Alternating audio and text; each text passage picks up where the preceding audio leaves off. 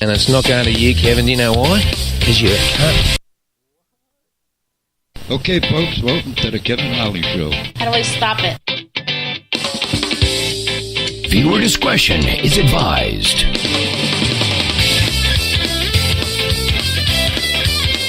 You are listening to the Kevin Holly Show. The Kevin Holly Show. The Kevin Holly Show. The Kevin Holly Show. Kevin Holly. Welcome to the Kevin Holly Show. You are listening to the Kevin Holly Show. I'm strictly dickly. Come on, Sabrina. If you're fucking, you're listening to the Kevin Holly Show.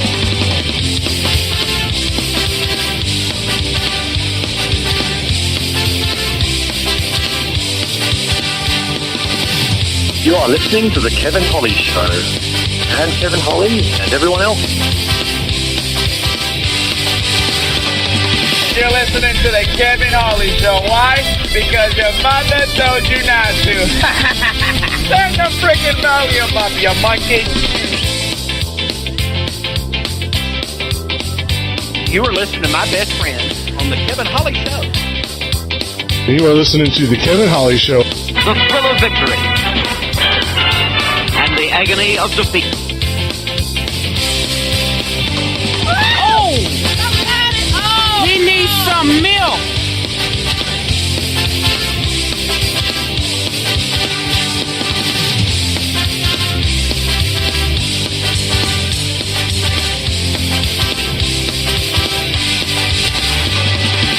It's worse than throwing cats in the river. Hi, Kevin. Hi, Kevin. Hi, Kevin.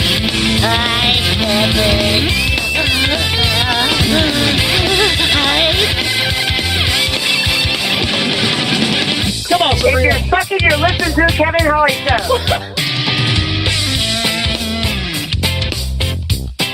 You're listening to the Kevin Holly Show. My name is Morgan Freeman, and you're listening to the Kevin Holly Show. You got the two brothers coming at me.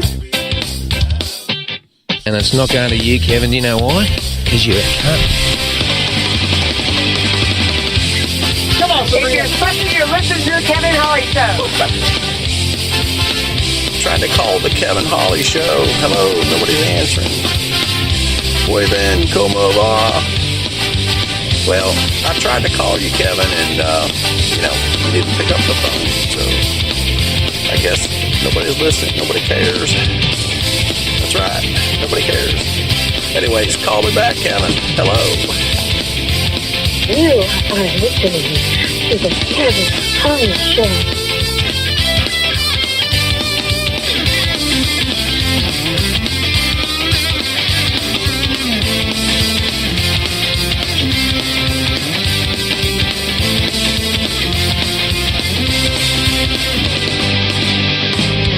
Come on, If Sabrina. you're fucking, you're listening to the Kevin Holly Show.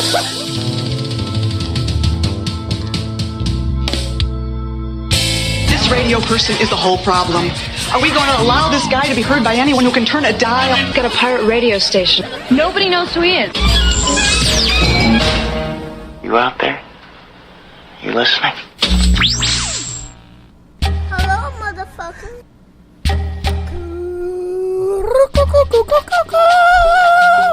Hello, everybody. That's Philbert in the house tonight. Hey! Welcome to the Kevin Holly Show. We are live. It is Wednesday. And I'm the brother your mother warned you about. And my brother's in here with me. Well, I got nothing to follow. Well, lock up your daughters, everybody. It's the Kevin Holly Show. Welcome to the chat room, Andy. Oh, man, I'll tell you what. I'm excited for tonight.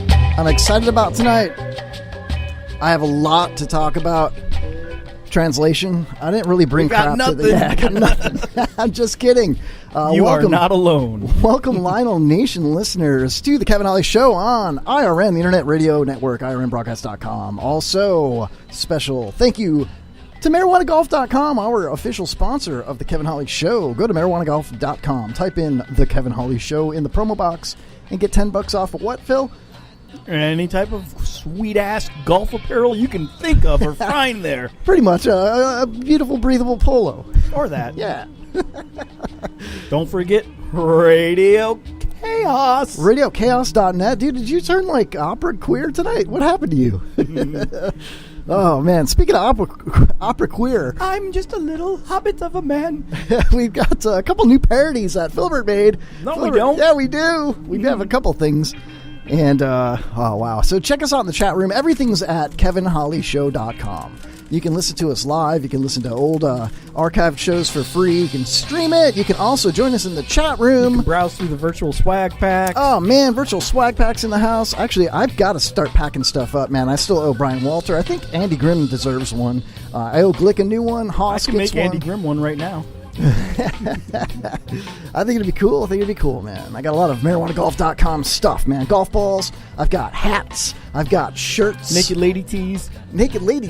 Yeah. That would be cool. Tees. Nuts. Oh, Filbert. The low-hanging fruit like usual. Anyway. It's the only ones I can reach, bro. Also, check us out on WBRFM.com. Burfum. We're Burfum out there in the UK, Filbert. Way out there over the other side of the pond. Pip, pip, cheerio. Ooh, hey. You like tea and crumpets. Number one with bangers and mash, the Kevin Holly Show. Speaking of bangers, stick around after our show for John LeBang, the John LeBang Show at 11 o'clock on the IRN. Also, our friends, I want to knock this out the park right off the rip here, dude. Open Mic Live. Check out Open Mic Live, the show, or Open Mic the Show Live, or whatever. Just Open Mic Live. It's MIKE. Mm-hmm. Check them out. Probably my second favorite podcast. Or as I like to call it, the Live Wire. No, you don't. Exactly. You don't even call it that. I don't call You've never called it Never that. once listened to it. Nothing. You can watch it. It's badass, man. They do it on Facebook Live. They do it on Open Mic Show. It's not on my Netflix or Hulu, though. I don't know how to find it. We're talking about Stand Down Deo and Mike Tyree, man. Good-ass stuff. Chock full of comics and musicians. You know what Deo needs to do? This would probably be brilliant. He just needs to put like a live webcams in every room of his house. Oh yeah, and just broadcast that all day long. I'm pretty sure he's got live webcams in Mike Tyree's house. Mike doesn't know about it. Nope. It's openmicthehouse.com. Oh, it's an open house. Hey, see what I did there? Hold on a second. I got Open House Live, dude. I did Happy Hour last night, right? Yeah, I listened to some of it. Oh, it was stellar. It's awesome. Yeah. Anyway, he took my phone charger, man. He took my tablet charger. He walked out of the studio with your charger? Not on purpose. No, that's not cool. But he did it on That's like purpose. drinking a man's last beer. Yeah. But he did leave some beers. Speaking which of is that, cool. didn't I recently take your last beer? I don't. Oh yeah, and you hid a Corona can behind my. Oh, you found that? Yeah, right behind the little where you put the music sheets on the piano. Mm-hmm. Do you play piano? I did that. I also put another one on your property somewhere that you haven't found yet, apparently. I probably did, just didn't care. Do you play piano? He's a real boy now. I play keys. Yeah. I've been known to drop a key or two. You're not bad on the piano, but you suck on the organ. No. I was on YouTube getting jokes for tonight. Oh man. I know that seems loud. Your headphones, Phil. I fixed them. Finally I can hear something. Isn't it cool? Both ears are working. It's like, welcome back to the show, Filbert. Woo, oh. Is this mic working? Everything's working. I think today. everything's pretty awesome. Did you have Hoppy run through all the electronics? Yeah. Go where no man has gone before. To Kevin's bedroom. Thank you, Phil. Thank you. Wow. So many people think that I'm like, there's 34 genders out there? There's gay? No. There's male, there's female, and there's 31 types of queer. Yeah. I saw it as a meme I saw What today. universe is that in? I have no idea, dude. It's that, I don't know, whatever. Oh, my God. So, that being said, I mean, I don't know if I have so many things to start with, really, and I didn't write any of it down. Call me Cat Named Mo. But you don't have to write it down, Phil. I wasn't. I was just saying sup to Glick. Oh, okay. Oh, it's Glick in the chat room. Well, he made it. Hello, Glick. Hello, Glick. It's like Newman. I'm like Newman to Glick's. Who was it? Hello, Jerry Newman. Oh yeah. It's like hi, Glick. Hi. Hello. Hello. Hello. Hello. Filbert had this answering machine device for his phone. He thought he was so technically advanced. For like 94, that was pretty advanced. It was this little box, and it went in line with your phone cord into the wall. And when you were when you answered your phone and it'd say it was a telemarketer, you just hit this button on this little box next to your phone, and it would say, "Hello." I'm sorry. This phone does not accept calls of this nature. Goodbye. And then it would hang up on it. And it wasn't so technologically advanced that it would, block the number or anything like that. I was just, now that you brought that up, you just triggered a memory that I had. Uh-oh. And this show kind of reminds me of this. Do you remember my first house that you were a roommate with me in? And we used to, I don't know, we'd stay up late at night just recording stupid answering machine messages, thinking we were the funniest people in the world. I still have that device. It's a reel-to-reel cassette tape machine. It's so perfect, dude. I love that thing. The prank call machine, as we called it. I used that with Trey. Andy Grimm knows who I'm talking about. Back in like 9th grade. That had been like 1989, 1988, something like that. That's how long I've had that thing. It still is compatible and works. It's badass. Well, I mean, they haven't really changed the plug on a phone for like 90 years. And the concept of how it works. You have to be or how much electricity it takes to run it. You have to pretty much the etiquette involved with how you call someone and answer someone and then reply to someone. Yeah. I forgot what I was going to say, you dick. I mean, like phone calls today, like if you actually put a millennial on the phone today, they would like probably talk in lull speak. It would be the weirdest conversation ever. How would it go? Hello.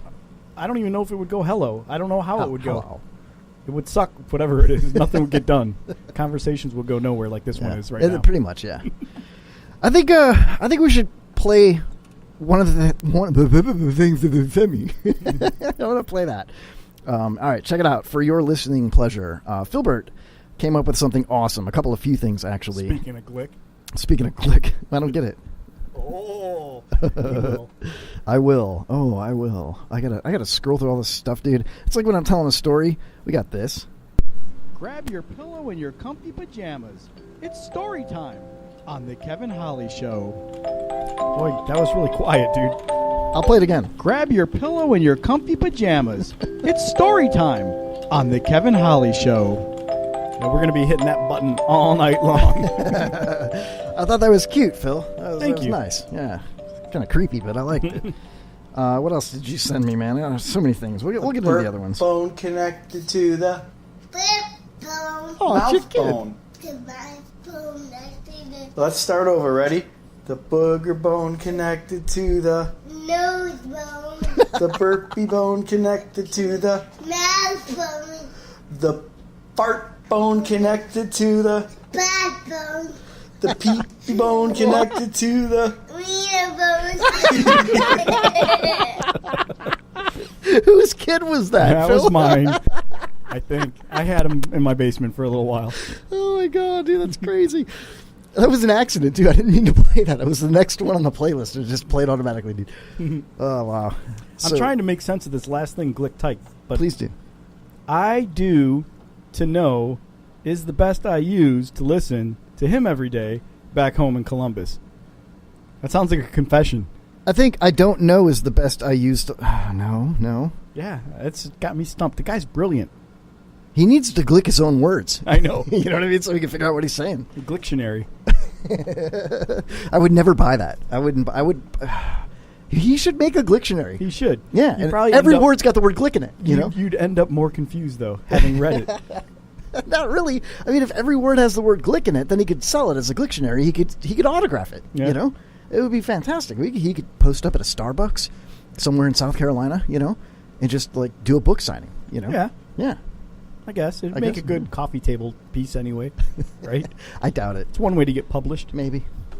He says, oh, he clarified it, Phil. He said he just typed M-O. Mo. Yeah, it all makes sense now. I do too. Mo is the best. I used to listen to him every day back home in Columbus. He's trying to say that Mo is the best. He used to listen to him. Okay.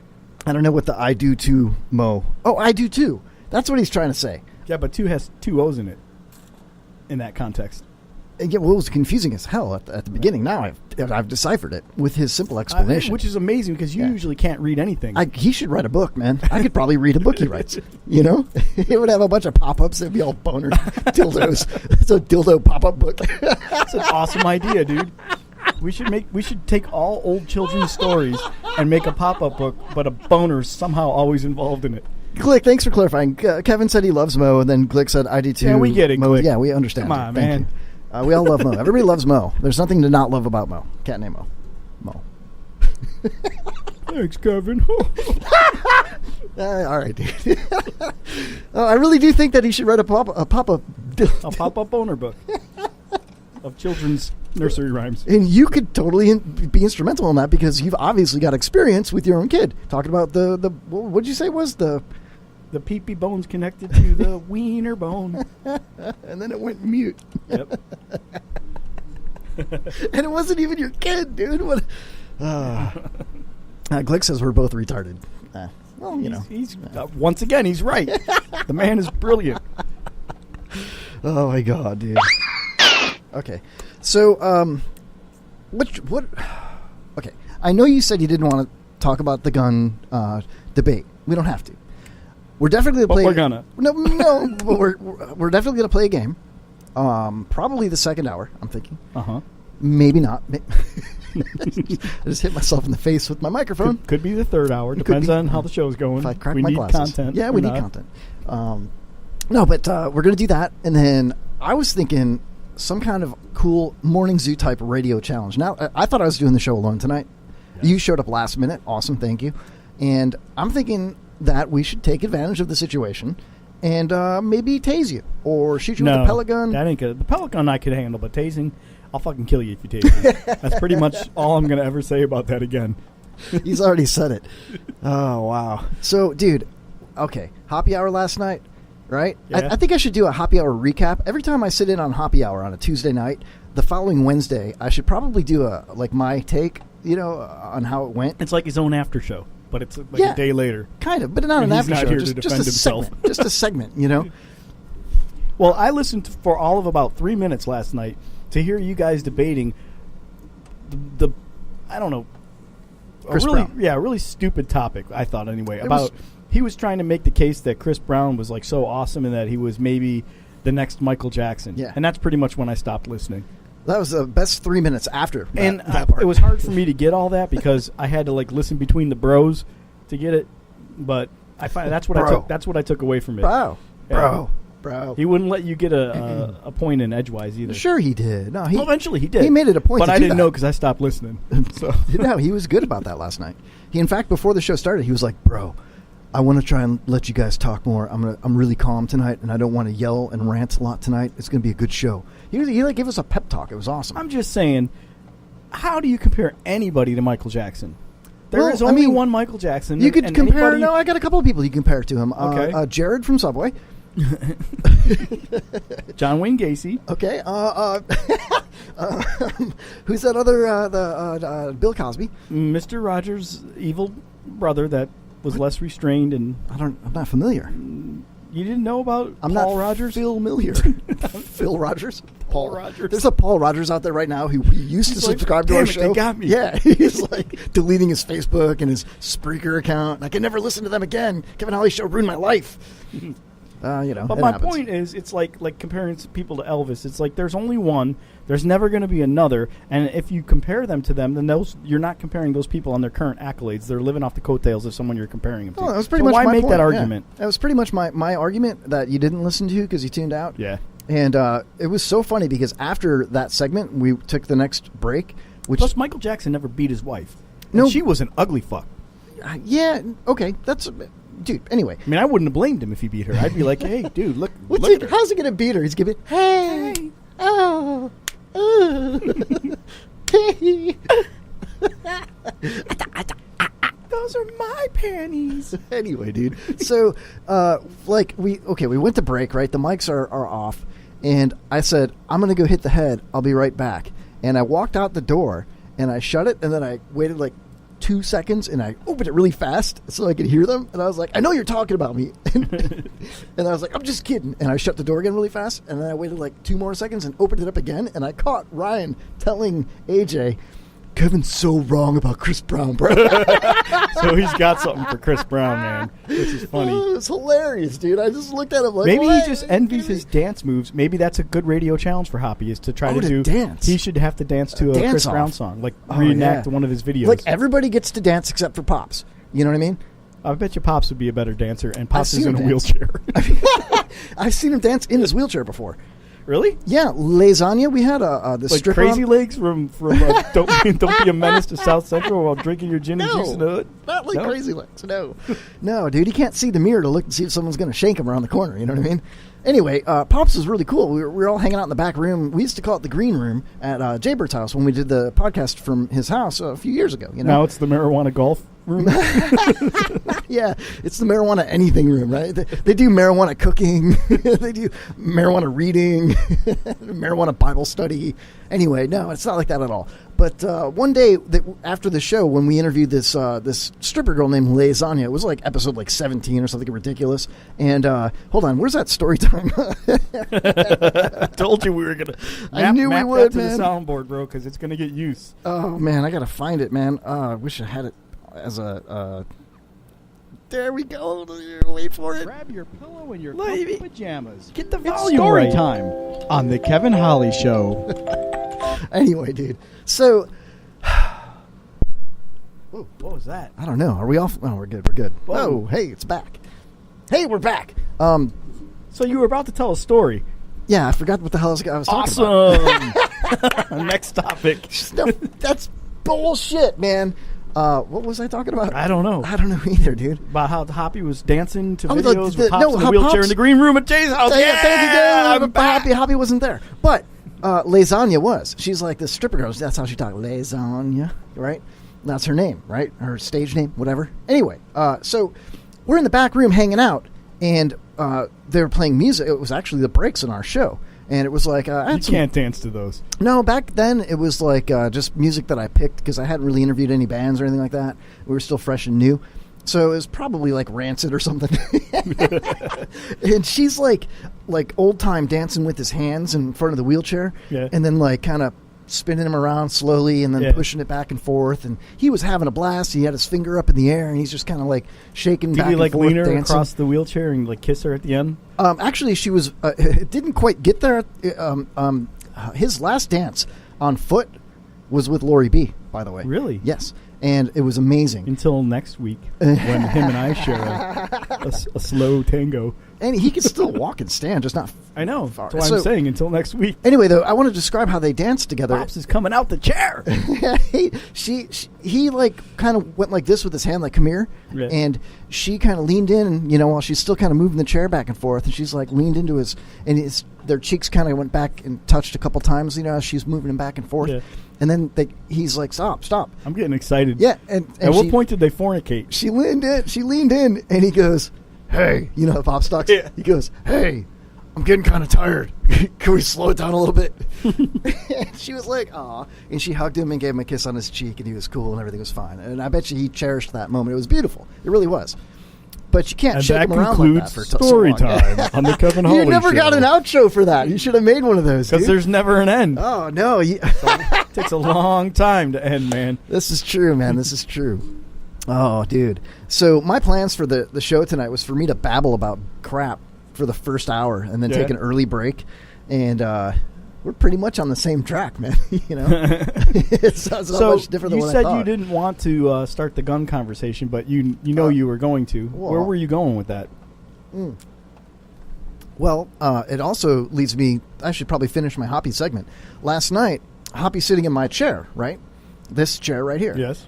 Closest to all of my effects over here. Not just the soundboard and the computers and everything else, but like I've got my, this is where I put my backpack and, I put stuff under the table. I've got a little chest of drawers over here, things like that. So he's sitting there, we're getting ready to start the show, and his buddy AJ, I can call him my buddy now too, I guess, I met him a couple times, a few hours at a time. A-Rock? A-Rock, I like that. Mm-hmm. Yeah, A-Rock. Mm-hmm. All right, we'll call him A-Rock from now on. So it's Hoppy and A-Rock. What's the difference? It's Hoppy and a rock. E-Rock? That sounds like Iraq. Iraq? I don't know. Iraq. He's Cuban. A-Rack, that's a good one. So anyway, they're both sitting here on this side of the table like we are right now. And when I do Hoppy Hour with Hoppy, I stand up over there, because I like to sit in this chair. Otherwise, I stand. You know what I mean? So I'm standing over there, and I think to myself, like, Hoppy's going through my stuff, looking for a pen, looking for the cordless mouse, things like that, So as he's like rifling through my things, just kidding, he wasn't rifling through my Looking things. for food. he was just like, I'll be hungry. He was getting like a pad of paper and a pen or whatever. And I realized that that's where I put my gun when I got here. My little 38. That's where it always is. Well, yeah, when I sit down, I'm not going to sit on my gun, So I put it in that spot right there. You have a 38? Yeah, you want to see it? Oh, the 38 special? You want to see my daddy's gun? The 38 special. No, that's not mine. That's Lori's. And that's locked is it up in a 380? Did I say 38? Yeah. I'm sorry. Yeah, it's a 380. I mean, my bad. I know my guns. I mean, I do too. That's why we probly shouldn't have this debate because That's just messed why up. I asked. So anyway, I was like, hey, can I get around you guys, bro? Hey, bro. Excuse me, pardon me, bro. And I walked over here and I grabbed the gun and I put it on the holster and everything. It's safety and everything. And I put it on my hip, covered it with my shirt, and then I turned back around and walked around everybody. And I don't think anybody even saw me do it. And then I decided I didn't want to carry it on my hip all night. So I put it over there where the chips go. Oh. And yeah, dude, not in the chip bag, but like down in the, Oh, I was going to say the bucket full of bags of chips. You reached in to grab I just one handed and it pull to that Candy. out? Yeah. No, dude. I secured it down in a lock, not a locked, but a closed cabinet, Yeah. So then I was like, wow, so Hoppy's like, he's going in there to get the chips. And he's like, oh, where's the food, bro? And he like pulled the whole, there's a box in there that's got silverware and plates and things like that. And he's like wrestling with it to get it out of the cabinet, And I'm like, bro, stop. Just excuse me 1 second. So I went down there and pulled it out again. And I'm like, now what do I do with it, And at that point, everybody saw that I had it. And I don't like people to see that I have it, So it was weird, man. It was weird. But to end the story, the Hoppy segment here. They all chastise you for having it in the studio? No, I pretty much shot everybody. Awesome. Sorry, guys. I mean, no more Hoppy hour. Don't trigger me like that, man. So it's a good ending is what you're saying. Well, I was a good guy with a gun, man. It's a couple of bad hombres, man. You know what I mean? So what are you going to do, And they were flesh wounds, man. It's just flesh wounds. Everybody's fine, dude. I have Band-Aids. Yeah. Hand sanitizer. It's all good. Just warning shots. Nah, we were blood brothers now, dude. We all, like shook hands. Have you ever done that as a kid or as a teenager? Oh, yeah. Well, that was a big thing back in the day. So you would, like, cut yourself and then shake hands with the other guy that cut himself? Yeah. That's gross, dude. Yeah, back in the 70s, that was still kind of like, that was it. That was the thing to do. Is that the first time you had herpes? You know what's the sad thing about that is all when you think of all the things you did as kids, drinking out of each other's glasses. I mean, just so many disgusting things that literally there was such a big difference between the 70s, the 80s, and the 90s. Yeah. It's gross. And Blood Brothers was a big thing. That was like, that's what you did. Or you spit in your hands and shook each other's hands. No, that's different. Yeah, but it's still a transfer of nasty-ass spit. But it's not, you're not spitting in each other's mouths. But you might wipe your mouth 2 seconds later. You're comparing spitting on your hand to if you have bleeding AIDS, into each other's systems. If you have AIDS today and you spit on a cop, you're going to jail. Sure, even though you can't get AIDS by that's spitting. Considered like that's you can get hepatitis and stuff like that though. Yeah, but they consider flu? that an assault because of course, you could, yeah. And I'm just saying. But you still can't compare bleeding into somebody else's. What if we spit into our hands and we shook our hands and you had a cut on your hand and you didn't know it? My spit got in your cut. Okay, well, I would make sure I didn't have a cut on my hand before I did Not that. in 1976, you didn't. I was 1 in 1976. I was 6, and I was Blood Brothers. I was a badass Blood Brother by then. Who was your blood brother? Rolling around the neighborhood in my fucking underwear. your underoos? On my little Huffy. With the banana bike. seat. Exactly. Yeah, except your banana seat had an actual banana on it. I was holding the block down, bitch. You had a frozen chocolate banana on your seat, man. dude. Wow. You want to come over to my house, play a little Zim Zam in the backyard, bitch? We got to be Blood Brothers first. Ooh. That's right. That's how it went. I mean, we weren't like pussies like they are now. Yeah, no, of course they don't not. even play Zim Zam you're anymore. A pussy if you now, don't. if Zim Zam's not available on Xbox 360, it ain't getting played. Hey, man, if you don't bleed into your buddy's blood, then you're a piece of shit, man. It's simple as that.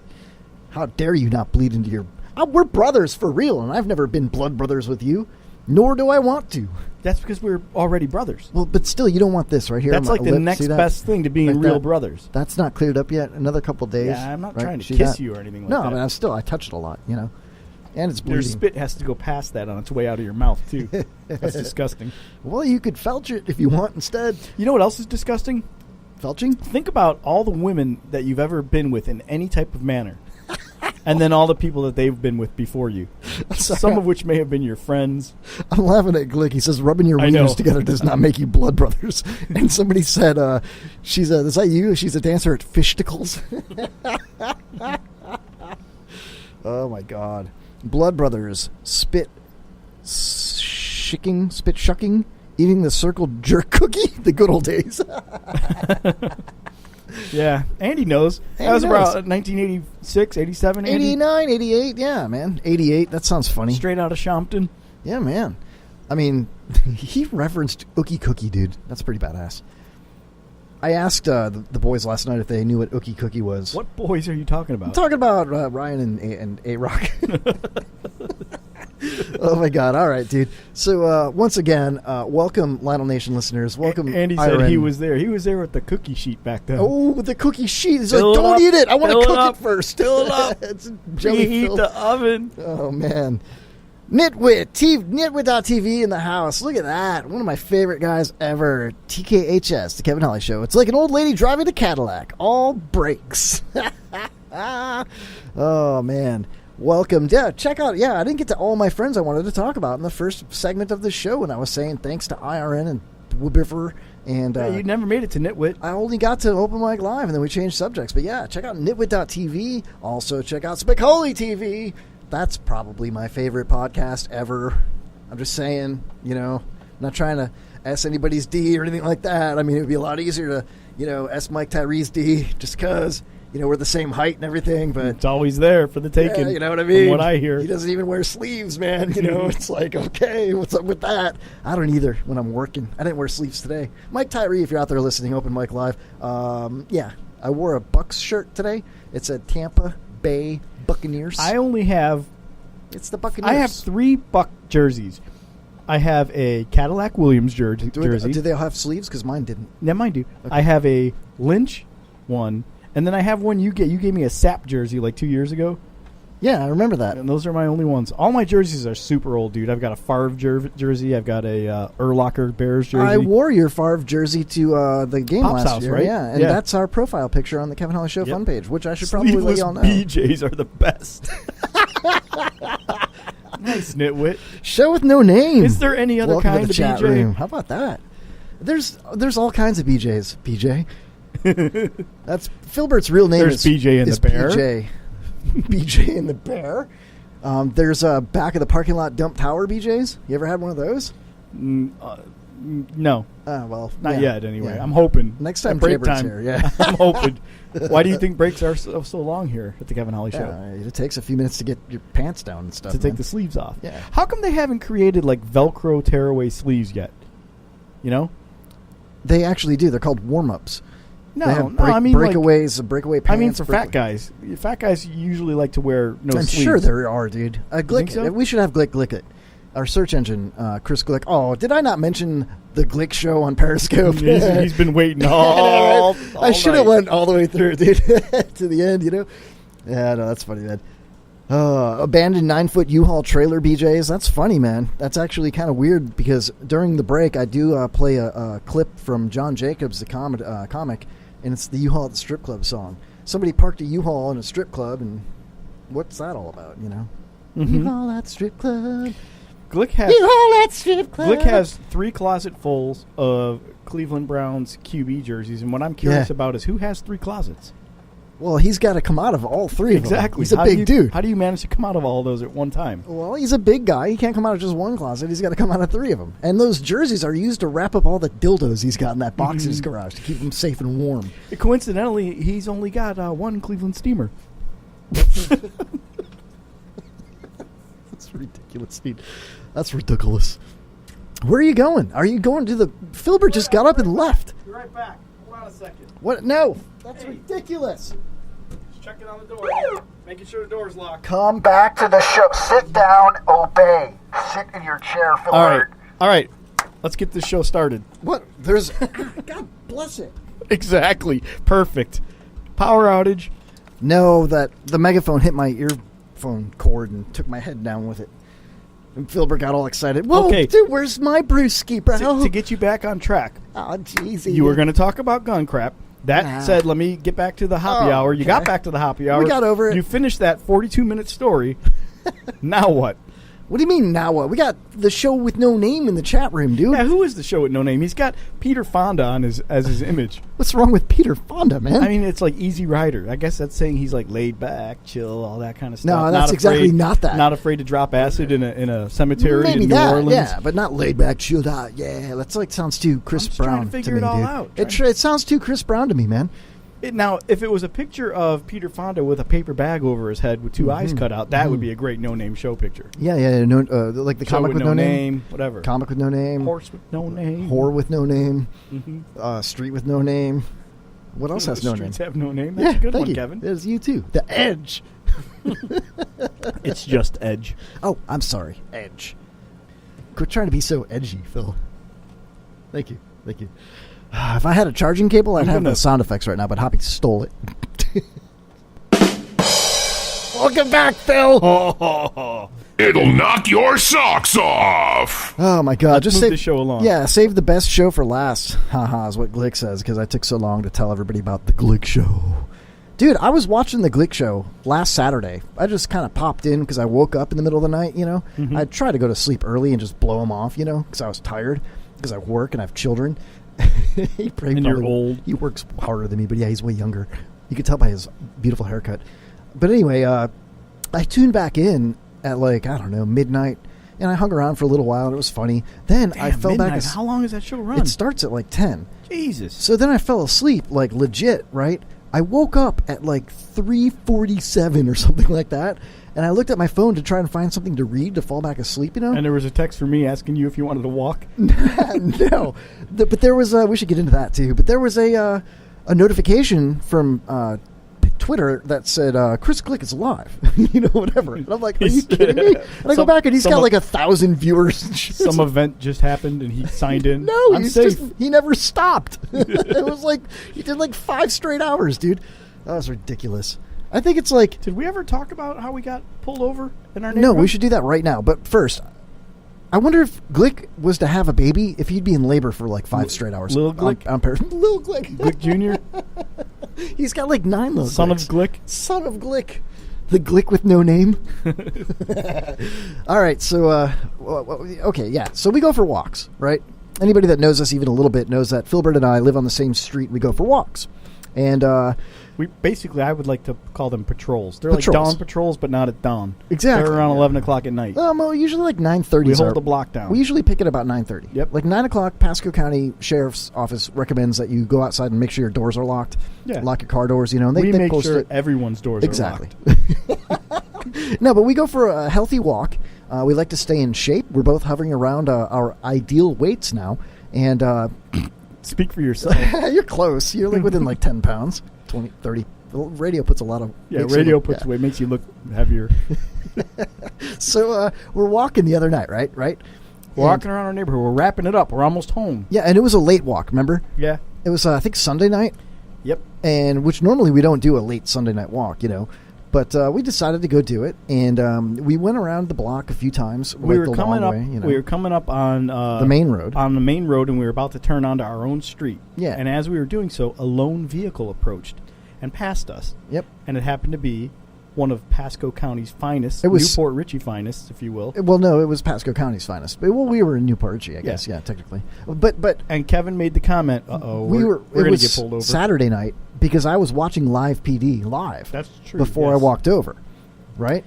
Yep. So he passed us, and Kevin made the comment, we're probably going to get stopped. And he kept driving. We turned the corner, and now we're like one house away from my house. And a car pulls down our street. And you were like, I told you, here it is. Yep. And sure enough, he lights us up. Yeah, red and right blues. In front of my house, in front of my neighbors, I felt everybody. Like Debo and Ice Cube were about to fight. I'd be Debo, you know, because I got the lazy I felt like eye. I was profiled. Yeah, I felt racially profiled as well. Mm-hmm. You know, like what? What? Because I got a lot of tattoos. Yeah. You know, I had long sleeves on, though. So he hops out the car. He's like totally polite to us because I guess we didn't look like a threat. I don't know. I mean, we look like a couple of dorks. You had a beer in your hand? No. I finished my 1 can of beer. It was a blue wave, a big wave, That's what rather. it was, yeah. And I crushed the can in my fist like a giant, right? I learned it from Hoppy. And I put it in my front cargo pocket in my cargo shorts because I still wear cargo shorts, you know? You were cool like that. Cargo shorts and a leather jacket. No, I didn't wear a leather jacket. What was that thing you were wearing? I had a flannel like Eddie Vedder. I thought it was a jacket. I had a long sleeve flannel over a coral colored T-shirt and my Cubs hat. And he's like, where you headed, fellas? And like Wrigley Field, bitches, let's go! Kevin did have a Cubs hat on. So we turn around and we're like, hey, officer, we're headed home. Glick says you guys are still holding each other's peckers in your... Sorry. Carry on, Phil. Carry on. My bad. Oh, no, I like to interact with the chat room, you know? I mean, no, that's cool. Okay. I don't even really remember what else happened other than he asked us if we had ID. Oh, I remember verbatim. No. He was like, hey, he gets out of the car and he goes, hey, you guys live around here? And he said, where we headed? I thought he said you live around here. And I said, home. And he goes, where's home? And I said, that house with the black truck 35 feet away from us right here. And he goes, you almost made it. That's what he said. That's what he said. Hey, you almost made it. He laughed. I was like, that's what I knew. We're going to have to pull out our IDs he out. Asked us who we were, how long we lived there, and we told him what we were doing. We're like, look, it's nice to see you. We're out doing the same thing you're doing. Yeah, pretty much. Making sure our block is safe. Yeah, we go for walks almost every night. We told him it's a lie. We go like once or twice a week. He was very appreciative. Yeah, he even told us his first and last name. He shook our hands. We did everything wrong. Totally. I had my hands in my pocket. I gave him my cell phone because I didn't have an ID on me. Right? He asked me for my ID, and I was like, let me see what pocket it's in. And I reached in all my pockets. I had a flannel covering my waistband the whole time and a Cubs hat. Anyway, it was actually a pretty pleasant experience, except for the...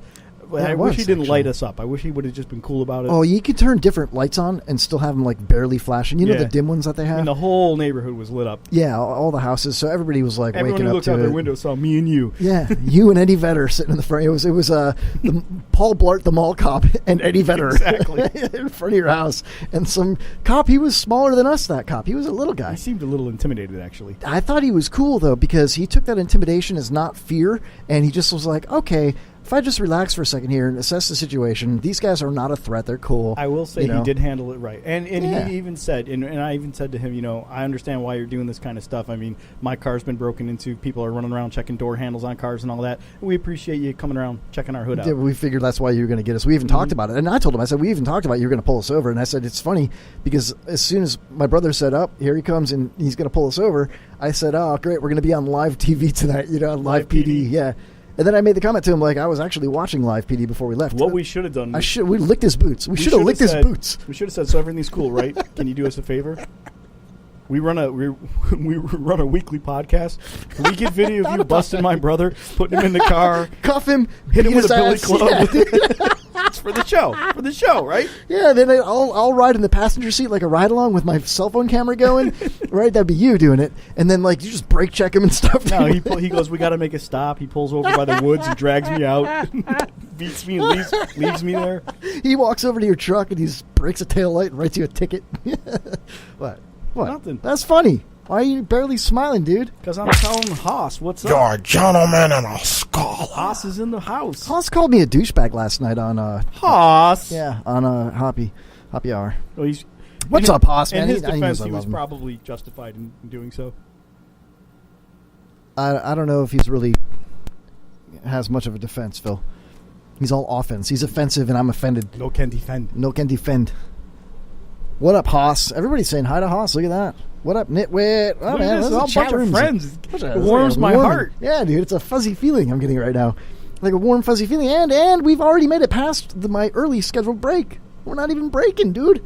Although, really? Yeah, we could break dance. Never mind. Stop it. Stop it. Stop it. Why does it stop? I never can get the party guy thing to ever work. You gotta hold it? Yeah.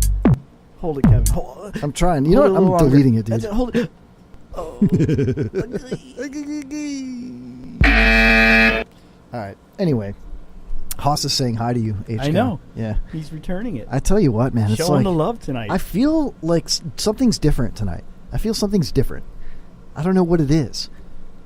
Is it the padded walls? Pop said it looked like the inside of a coffin. Yeah, it kind of reminds me of like a rubber room, like a rubber room, like a sanitarium or something. No, technically, if all of Glick's dildos are made of rubber, then his garage is essentially the rubber room. Rubber room. The bouncy house. The bouncy house. Hoss is like a brick shit house. You could totally bounce on to Hoss. To answer you, Hoss, it's just me and Kevin tonight. Oh, he called us douchebags. Yeah. Yep. Damn it. Kevin's the douche. I'm just the bag. That is what it is. He Phil. goes in. I collect it. What? The douche. I go in and you collect it? Yeah. Sounds like I'm a the date. bag. So okay. You're the rinse. I'm the spit. Hey, man, if we're brothers, it doesn't make it gay, right? Mm-hmm. You know what I'm talking about, nitwit. Glick says, I've been listening for like 3 years, hoping to be entertained, but much like the women in their lives, I usually just leave disappointed. Kind of like my wife, whose birthday is tonight, and I'm not even there with her. Happy birthday to your soon-to-be estranged wife. No, I mean... Estranged is only a few letters away from strangled. That's good shit, Filbert. That's funny shit, dude. You got one, dude. Anyway, she's been in our family you've been married 18 years? Yep.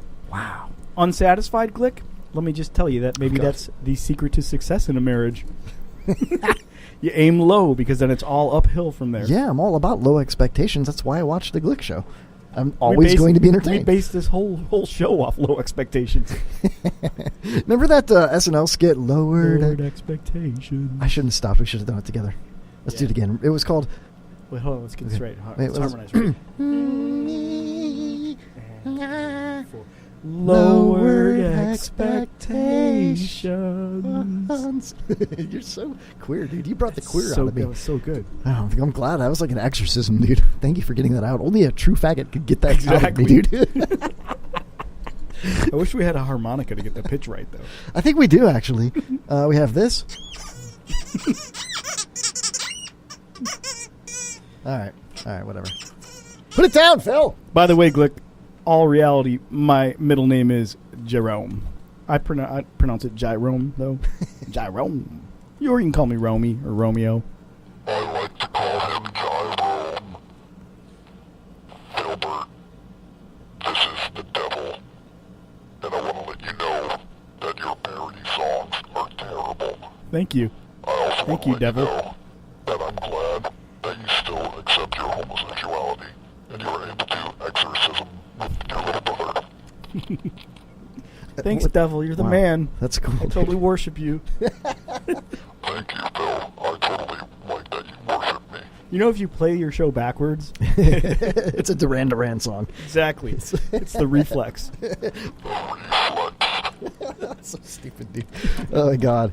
Let's see. Haas says, sorry, I was rolling a doobie, so it's late. Whoa, Haas is rolling a doobie. There's no way. I think he's just trying to... Those little fingers can roll a doob? He just wants a free marijuanagolf.com hat. That's all it is, dude. He says, aim low with expectations so we can all see shit roll uphill. Romy Rome is what Glick says now. Jerome. Philip Jerome. Anybody want to guess my middle name? Starts with an A, obviously, because my awesome Facebook profile says it. I'll give you guys all a hint on what Kevin's middle name is. Ready? Once in your life, you'll find her. I don't need to be exercised anymore. Your world around, and next thing you know, you're better. Right? No? I don't remember. I don't know. Something like that. No. Have you been caught between the moon and... Is that it? If you've been caught between Kevin's moon, you know it's shitty. Oh, my God. You know, Phil said it, so it's not Kevin true. Anal Holly? No, close. Kevin Ariel Holly. That's even closer. It does start with an A. Ass face? No. The only words these guys know are ass related. Ambrosia? No. What the Nobody fuck is that? knows the song I was singing. It's a theme from a famous movie. No, they're guessing my middle name, you dumbass. Dudley Moore. Oh, that's the same movie. Yeah, dumbass. Oh, Jesus. It's Dumas, not dumbass. Yay, show with no name. Man, there's something about the show with no name I think I'm going to have to get with them. Pops because he's intelligent. I've been, Open Mic Live, Stan always talks about how awesome showing it with no name is. Antoine. Allen. Robert Allen Haas. Send a swag Registrar. pack to Show with No Name for getting it right. I think I should do that, yeah. All right, well, write it down, dude.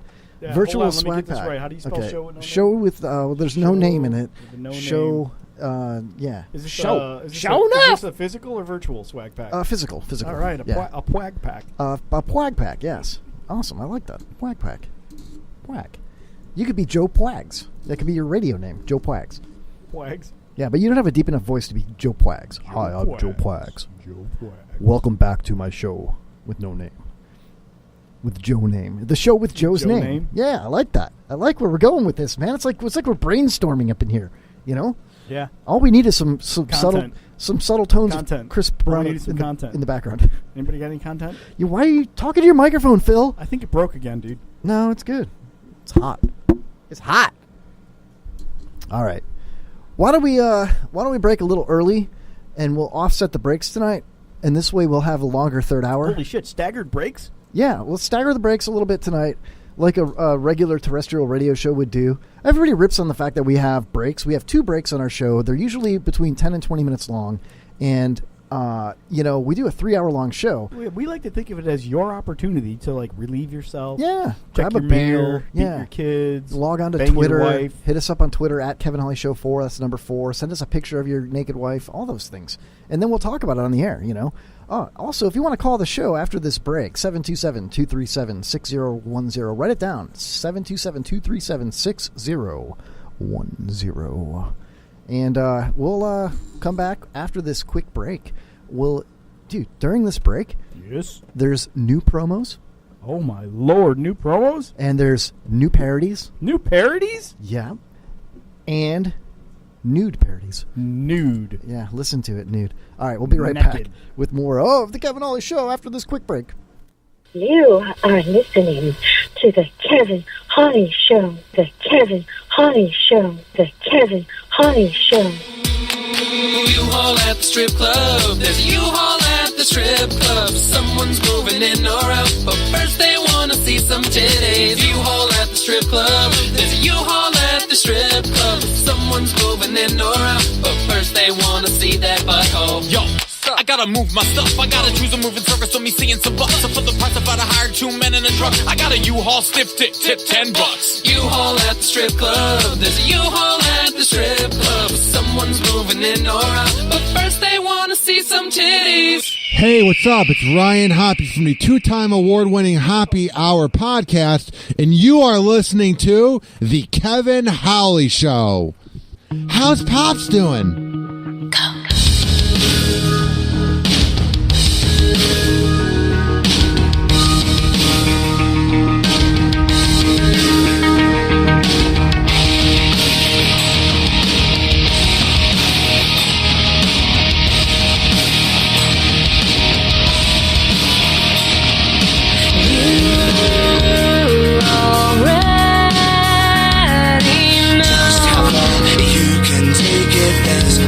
You can't escape it. Shows this long ago. When you were complacent, now you can't stand to think. And it's already started without you.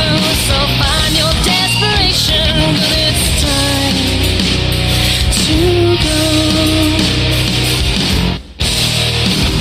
'Cause it's a long, long way from home.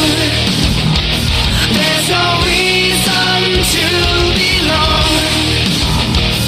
How we end up here at all. And I think it's time to go.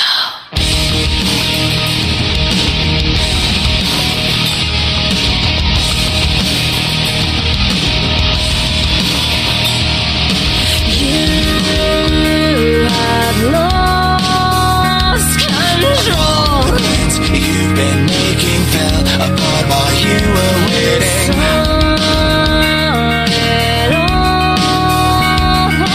There's no way that you can save it. There's a way you can escape it. And it's already started without you.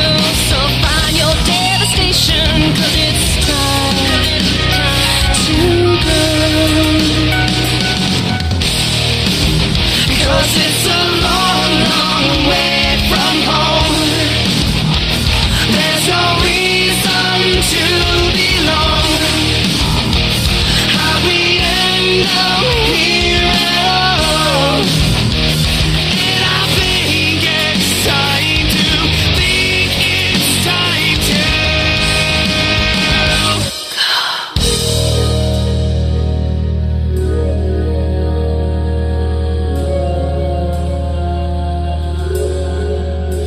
Where do we go from here? Will we ever find a reason to escape from all the madness? Where do we go from here?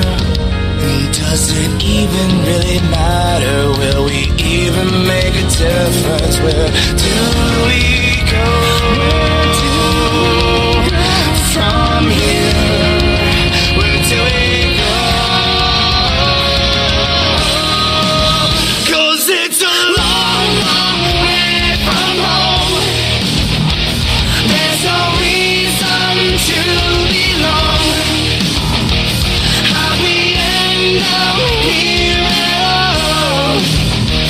And I think it's time to think it's time to think it's time to. This is Mike. And this is Stan from Open Mic Live. You're listening to The Kevin Holly Show, where the breaks are long. And the stories are longer. So no matter when you tune in, you haven't missed a thing. All hail Kevin Holly. We're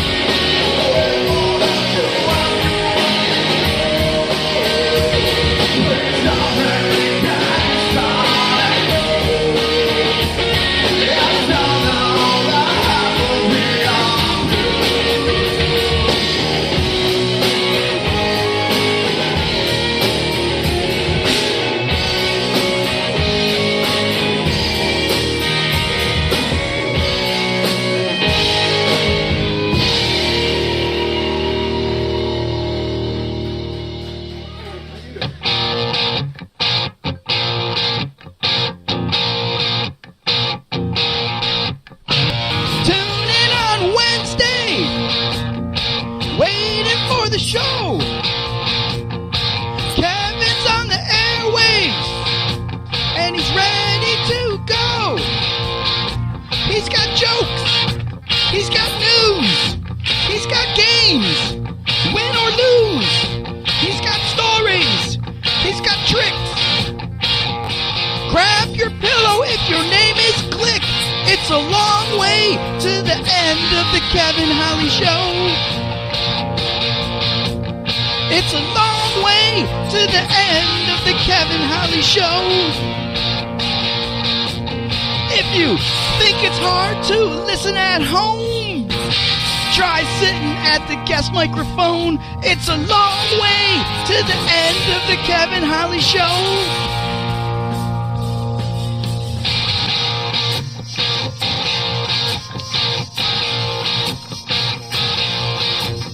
It lasts for 3 hours. Makes you want to cry.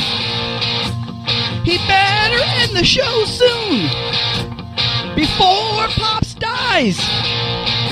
Where he worked, jobs he had when he was young, and chipped his nads, who he Ubered. Hold on, it's funny. Now I know why we never make money. It's a long way to the end of the Kevin Holly Show. It's a long way to the end of the Kevin Holly Show. If you think you've had all that you can take, you're wrong. It's time for a break. It's a long way to the end of the Kevin Holly Show. It's a long way to the end of the Kevin Holly Show. It's a long way to the end of the Kevin Holly Show.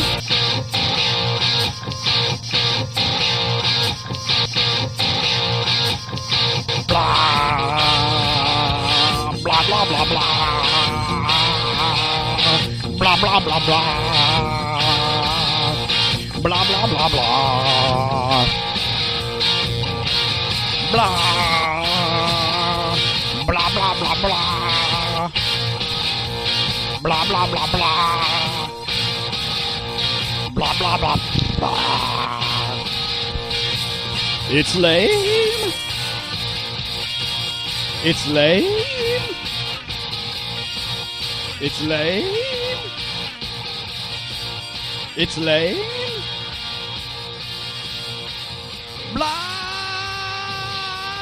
blah, blah. This song is dedicated to a certain kind of people, which just so happens to be my other favorite kind of people.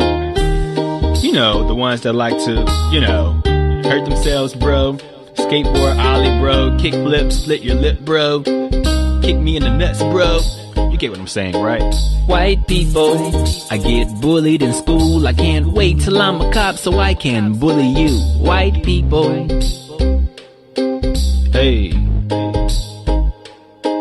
White people, no, we can't dance. And I don't whoop my kids or spank their hands. White people. Bad Michael, bad. Who's a bad Michael? Go to your room, Michael. If you poke me on my arm, I bruise easily. So I only quarterback in the football league. I like to watch porn, I can fap for days. And my favorite potato chips are Lay's because they're white. I take weird drugs like ecstasy, mushrooms, crystal meth, and LSD. We put it in a pipe for a homemade bong. And watch out for the priest, he will rape your son. And most of us would die trying out for fear factor. I guess that's why they say I'm just a country loving, deer hunting, rabbit eating, redneck, inbreeding, beer drinking, small penis. Did I mention we drive a tractor? We're red when we're mad, when we're sick we're green. Only race in the world that eats sardines. White girls flat butts and I know that's mean. But if you try to eat the booty, tastes like saltines. Back far away from that anus. A white woman came to me to bash my song until she realized I was black and then she zipped her purse. White people, I get bullied in school. I can't wait till I'm a cop so I can bully you. White people. Hey. White people. can't dance, and I don't whoop my kids or spank their hands. White people. See, this is probably why white kids end up shooting up schools. Hey, hey, hey. Hold up a second. We can't have a white song without the country music in it.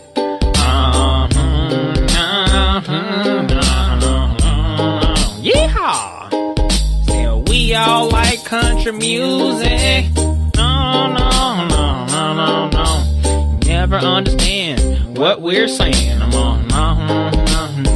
No. But if you ever come down to Texas, come chill with me on my porch.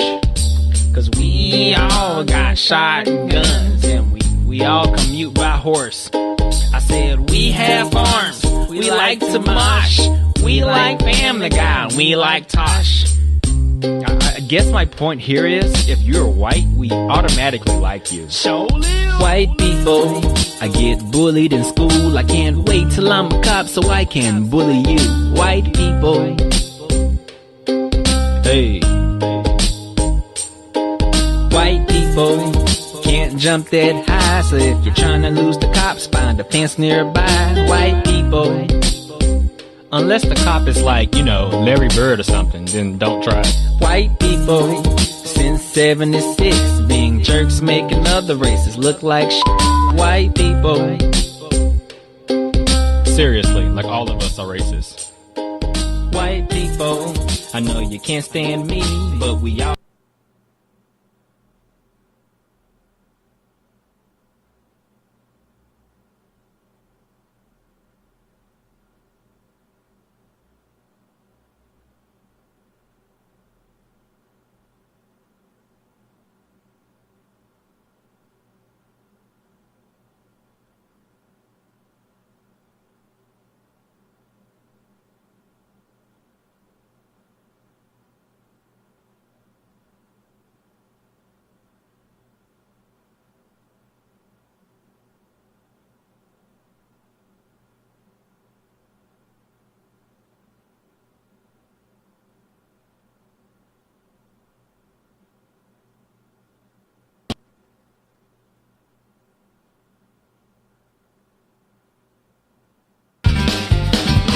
In California, you can go and have your fun, but down here I got a list.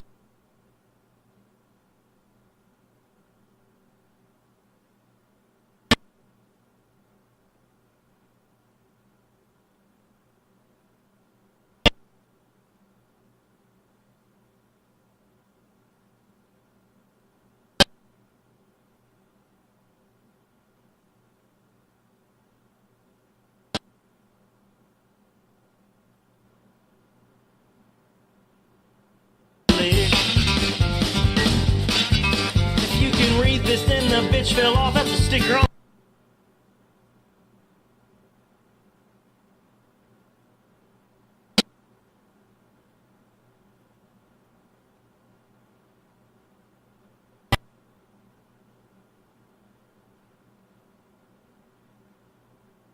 Oh, I love that redneck shit.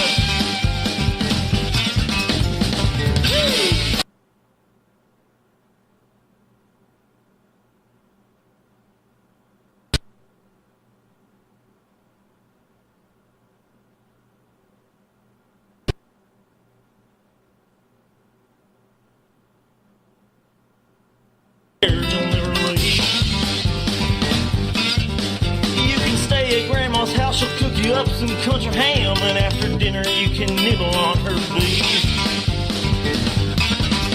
Meet a piggy at the swap meet, then I fuck her for a bit. Shove a dildo up my ass.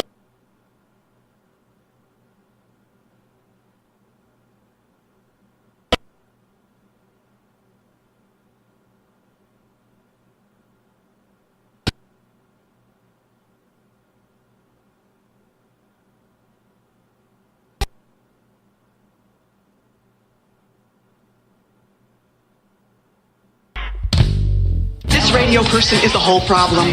Are we going to allow this guy to be heard by anyone who can turn a dial? He's got a pirate radio station. Nobody knows who he is.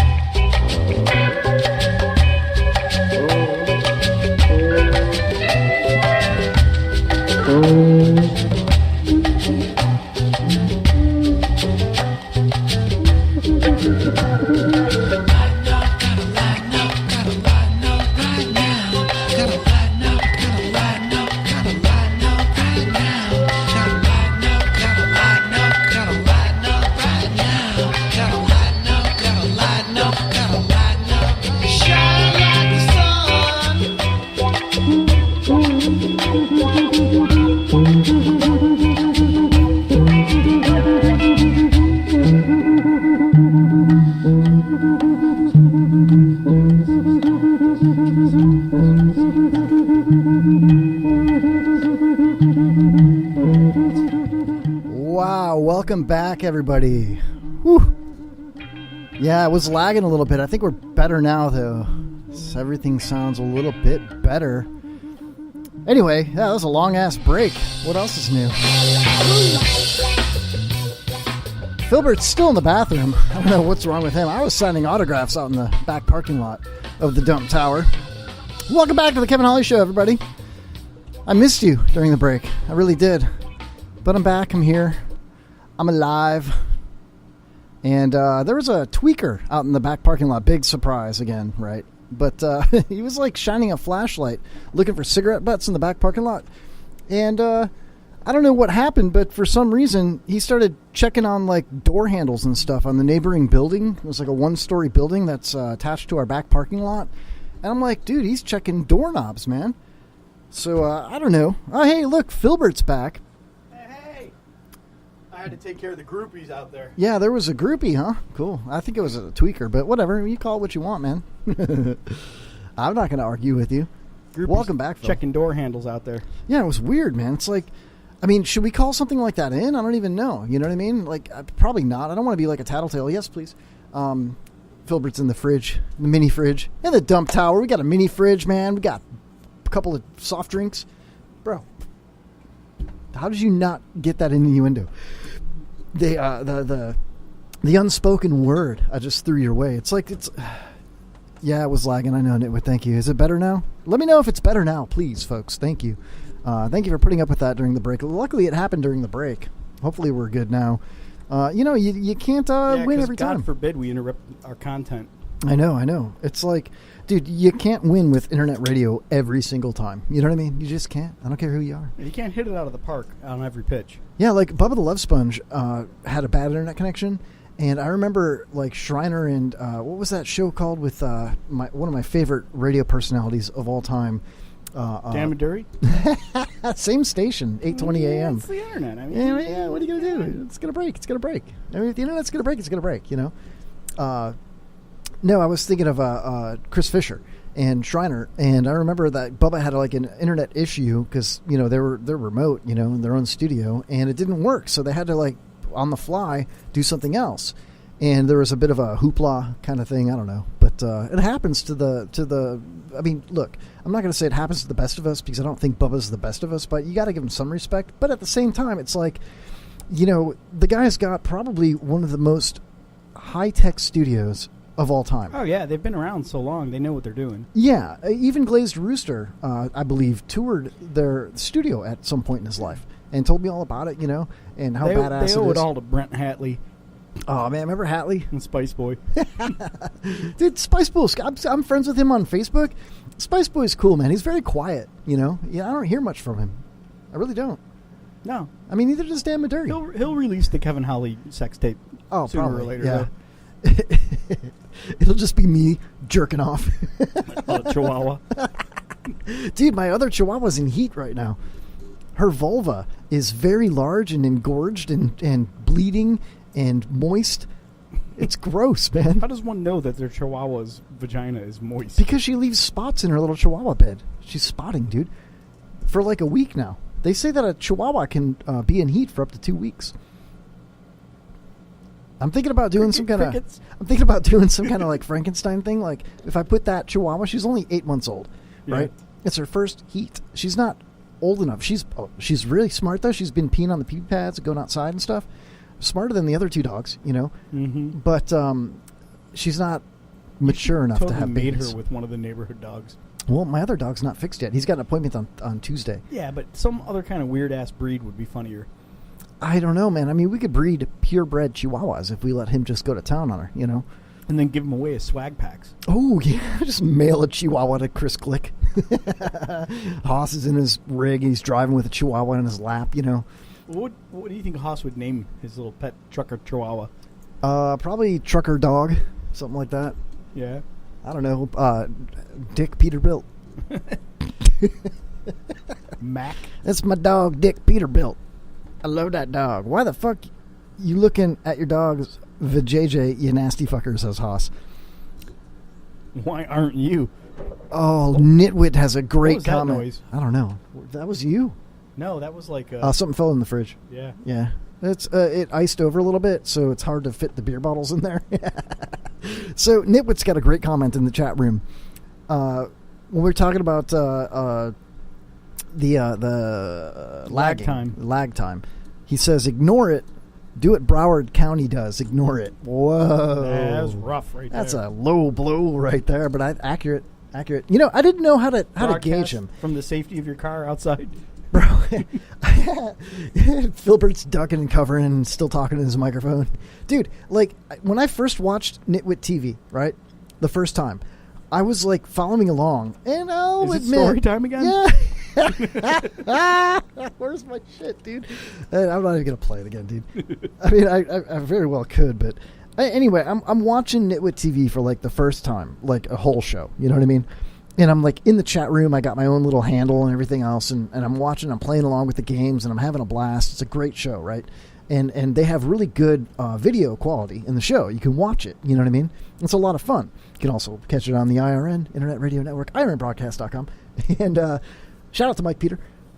So anyway, I'm sitting there listening and watching. Right? Is there stuff easily searchable on Xhamster? Yes. That awesome video you're talking about? Exactly.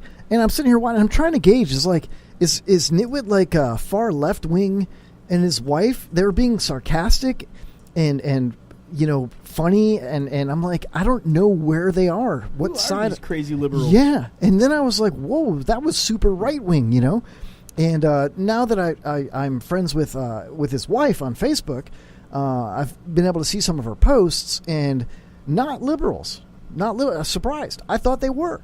So it was weird. It was like they were beyond neutral. You know, they swing so far to both Kevin, sides. It was awesome. You can't read a book by its cover. No, but if you have a book, you may as well read it, right?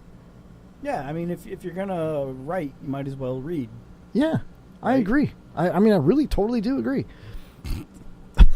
That went nowhere. I want to play the Bang Someone's Mama song so bad, dude, but I can't because I'll probably get beat up. Bang Chuck's Mama? Oh my God, Philbert, you didn't go there. I did. You did. Grab your pillow and your comfy pajamas. It's story time on The Kevin Holly Show. That music box, dude, it's so creepy. It is. Why? Why did you do that? Low tech. You're haunting me now. It's like you're haunting me. Oh, wow. Anyway. So, hour 2. It's off to an awesome start. During the break, you guys probably... I'm sorry, I'm looking at the chat room and it says, fuck reading, I have a Kindle. It's still reading, dude. It's still reading. Oh, Phil. Wow, okay. So, during the break, you guys heard us play a song, the White People song. And we were downstairs monitoring the break, you know, and so I had to go out to my car and grab my my GAT. And you heard the White People song, and Philbert's like, I wish somebody would make the Black People song, you know? And I was like, same artist, Z-Flow is his name, also made the Black People song. And, you know, I wanted it to be like a surprise for Philbert, and I know a lot of people have heard it before, but at the same time, it's like, I think you kind of need to hear it to be able to appreciate the White People song. You know what I mean? You have to have both sides of the coin. You really do. So here you go. Enjoy. This song is dedicated to a certain kind of people, which just so happens to be my favorite kind of people. You know, the ones that, you know, you're standing next to them and it all of a sudden it gets dark. I mean, you know, your best friend is, you know what I'm saying, right? Yeah. PJ, I had a best friend, a roommate that was a black dude. He was, I mean, is it not okay for me to say, oh, I had a black friend? I mean, were you really friends? We were roommates. We were beyond friends. We were like That's best more friends. like a business proposition. What about, I had a black girlfriend once. She was half black. Her dad looked like Richard Pryor. Her mom looked like Goldie Hawn. Am I not allowed to say that? Like look at like a guy like me, covered in tattoos, right? A real friendly, wannabe funny type guy, right? And you end up playing stupid parody songs, or you know, saying a black person joke, or a Mexican person joke, or a gay person joke, or a female person joke, whatever it is, right? A ya mama joke, and then people are like, "That's racist," and I actually grew up with black people in my high school, you know, had a black roommate, had a black girlfriend. Yep. Am I not allowed to say that just because I'm a white guy? I guess not. I don't understand that, you know? I don't know. Anyway, so here we go. Let's just keep playing it.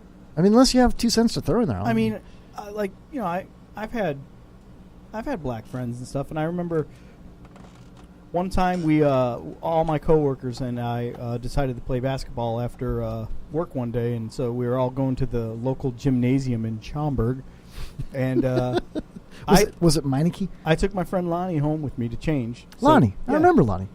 He was cool. You worked with him at Sears or something, Yeah, right? he was a little older. He was like 10 years older than me. I don't remember him, but I remember you talking about him. Yeah, he was cool. Yeah. And I was like, yeah, he didn't have a car, and he lived in the city, so he used to take the train to work. Oh, so he took a train, didn't have a car, lived in the city, and played basketball. Yeah. No, so I offered, I said, nice try, but so I said, I'll take you to my house, bring your change of clothes, you can change at my house, and we'll walk across the street, because remember, we lived across the street from the rec center, so he comes to my house, and we had a little chihuahua at the time, vicious little chihuahua. Apparently, our family loves chihuahuas, and I thought it was kind of odd, but now that I think of it, it's kind of funny. When he came into my house, the dog went nuts, and we were all, mom and dad were like, relax, you know, princess, chill out. And he was like, no, it's the first time she ever saw a black person. And I was thinking, that's probably right. The dog probably had no clue what was going on. That person's extra tan, you know? Yeah. No idea. And that makes sense. He took it in stride. My baby dog looked at me with glasses the other day and barked like an animal, you know? Never saw me with glasses on. No joke. He changed. He kicked the dog out of his way, and he went upstairs to the bathroom and changed and everything. And it was like, it took her a while to relax, but I thought about that. How many other things like that in life actually happen where, like, animals don't see, they're used to certain types of people, and then all of a sudden somebody different comes around. I mean, where are you going with this, I'm Phil? just saying, you know, maybe we should all just, you know, heal through humor? Maybe. Yeah. Okay. It happens, I get that. right? It's a fact of life. It's pretty stupid, and really. there's no way the dog could be racist, right? It just didn't know, and it freaked Sure. out because it had never seen it. So there's kind of a lesson there, I guess. I see where you're going with that, and I can appreciate that. Sure. Meanwhile, I posted Lonnie's ass up big time at the basketball place. No, you're 4 foot tall. No, you didn't. know. It was amazing. I used to be How old skillful. was he? Remember, I was athletic. Back Was he then. really old or he what? He was like 34, and I was like 22. at the you time. were like 15. Yeah, and you had Air Jordans. Lonnie was awesome. Lonnie had a wife that he had 2 kids with, and then he had a girlfriend who was probably my age, like 24. And I was the only one that he trusted to answer the phone for him because I knew work. Yeah, because I knew who they were and I knew how to cover for him and stuff like that. Wow, you're an animal, dude. Yeah, it was pretty badass. You're and a dick. Like his girlfriend would come in and I'd be like, you know, Lonnie's busy right now. If he was at lunch with his wife and vice versa, you know, he's here, but he's upstairs right now. Well, because he was a black guy, did he have babies with both women? Actually, yes, he did. Yeah, see? You know why I know that? Because I had a black friend. Anyway, it was pretty cool. I think it's funny, Phil. Come on, man. It's funny. Anybody out there that thinks that was racist, F you, man. It was funny. Why can't you all just be funny? Who cares? Exactly. It's not like we're out in public and like, oh, there's a black guy. And that's why that's what I was trying to say man. outside was I wish a white person would make a black song because you're showing me a song that a black guy made about black people. That's not as funny. To me, if one group is going to make songs about the other, then it should be okay for the other to do, because that's where the actual humor Well, really then is. you'd have to vet the white person making the black person's song that he's not racist. But that's the problem with society. You automatically Maybe think they're racist today. But it's going to be quite racist for a white. Well, okay, name another ethnicity in America that suffered for 200 years. You know, Hispanics. Not like black people. Chinese. Did. Not like black people. I mean, we did. made them build our railroads. Okay, who's the Chinese Martin Luther King? Mao. Ling Ling.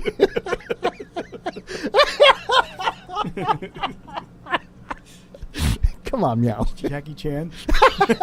He's Japanese, dude. You dumbass. Is he? Yes. You wanna Oh, bet? what's the You wanna difference, bet? Phil? Right? You wanna You bet? racist. You bigot. You xenophobe.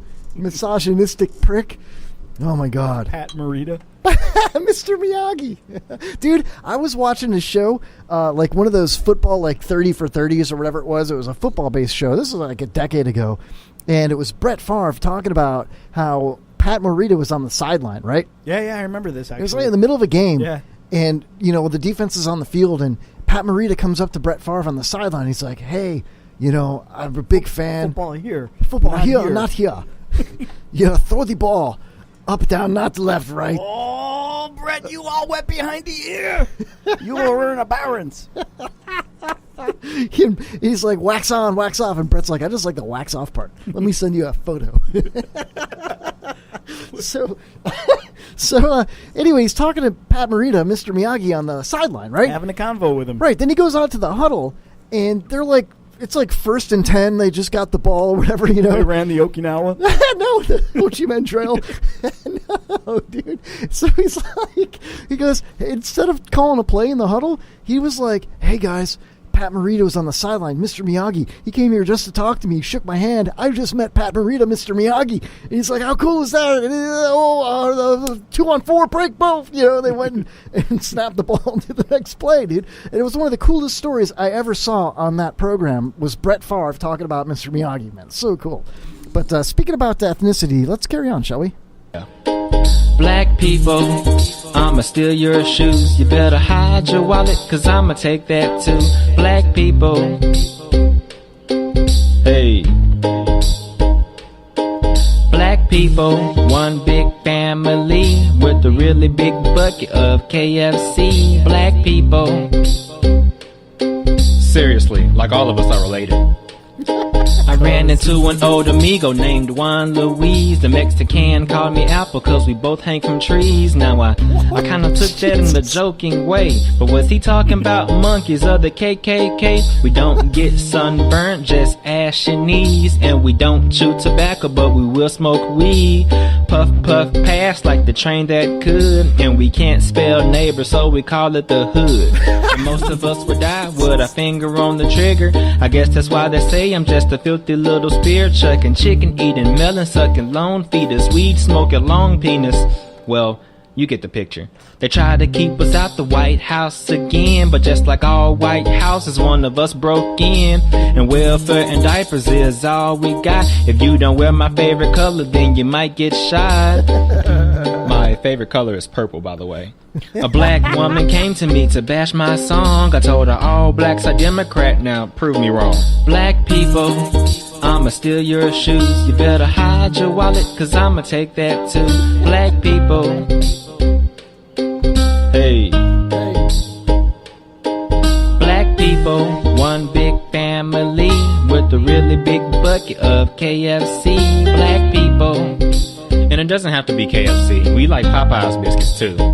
Hey, Popeye's hey, shit. What's a black song without any rap in it, right? There we go. Yo, check it. Yo. It always starts off that way, right? Yeah. Now there's a line between discriminating and not in different places. You are if you use the N-word, but if you're black then you're not racist. I mean, well, I guess you can, just not around your black friends. You'll get jumped by every cousin, including the one behind that trash can. Now, let me tell you a story back before America was stolen. There were two tribes of black people, the Indians and the Po-ones. The Indians were like caramel, the Po-ones were like Sharpies. I guess that's why they called them pilgrims and why they called us darkies. The Indians had all the horses, land turkeys, the geniuses. The Po-ones killed their horses, took their hair and their penises. But there's not really a moral to the story though, except that we will steal your goodies, and that is how the story goes. Black people, I'ma steal your shoes. You better hide your wallet, cause I'ma take that too. Black people. Hey. Hey. Yo. Black people, one big family with a really big bucket of KFC. Black people. Come on, man. I mean, really? It's not that bad. It's funny. Everybody out there. Black people. Just since 72. Let it go. Going broke, making cheap cars taller than you. Black people. Okay, you gotta admit, we do have some nice rims, though, right? Black people.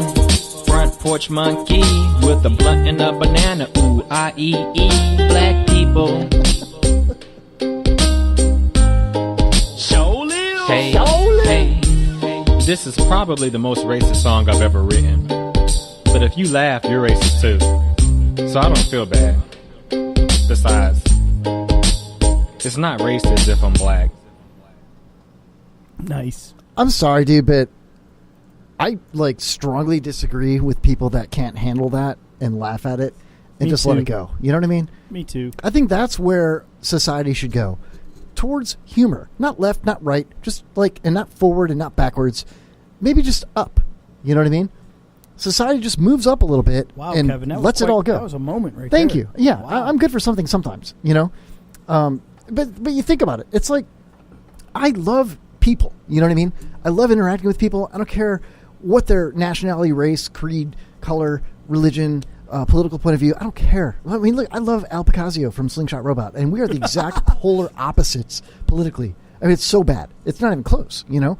And I don't know, man. I think that people should just laugh with each other. You know what I mean? Laughter is the best medicine. Everybody should be an Uber driver for a day. For a day or a week, sure. But not Lyft. Lyft sucks. I mean, they want you to go 25 minutes out of your way to pick up Taquitha. Who? What? What you call me? I'm serious, though. That happened to me. Anyway, going into the chat room, we've got Spicoli in the chat room. We've also got AA Ron. Oh, man, I miss AA Ron, man. Andy's out there. Haas is out there. We got Glick. We got Nitwit TV. We got Show With No Name. Wow, we got a packed house up in the chat room, man. I'm forgetting people, I'm sure, but whatever. So, Philbert, I think it's time that we got into something that you and I both love. And I know it's going to sound kind of cheesy. What? The JJ? You don't love the JJ. What are you talking about? We're going to get up in it? No, dude. Some chicken nuggets? Wait a minute, you're telling me you're straight now? Some chicken nuggets. I am hungry. You're hangry? I'm hungry. I think you should be hangry. I'm a Hungarian. Are you a Bulgarian? No. Excuse me, my God. All right. I can't find it. Here it is. Dude. You okay? No, I'm feeling a little verklempt. I think I'm better. Glick tells me to shut that Holly up again. Chuck Berry sings. Yeah. I don't know, man. I don't think it's cool to not laugh at slightly racist things. And that being said, let's move on to the next segment. Everybody should laugh at the Kevin Holly Show. Ladies and gentlemen. Agreed. Ladies and gentlemen. It is now time. It is now time for strange news on the Kevin Holly Show. Kevin Holly Show. Kevin Holly Show. Kevin Holly.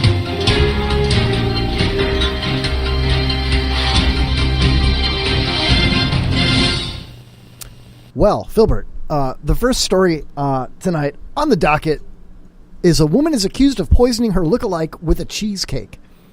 This comes out of New York, and a big surprise, a Russian native from Brooklyn has been accused of poisoning her lookalike with a cheesecake and then stealing her identity and other property.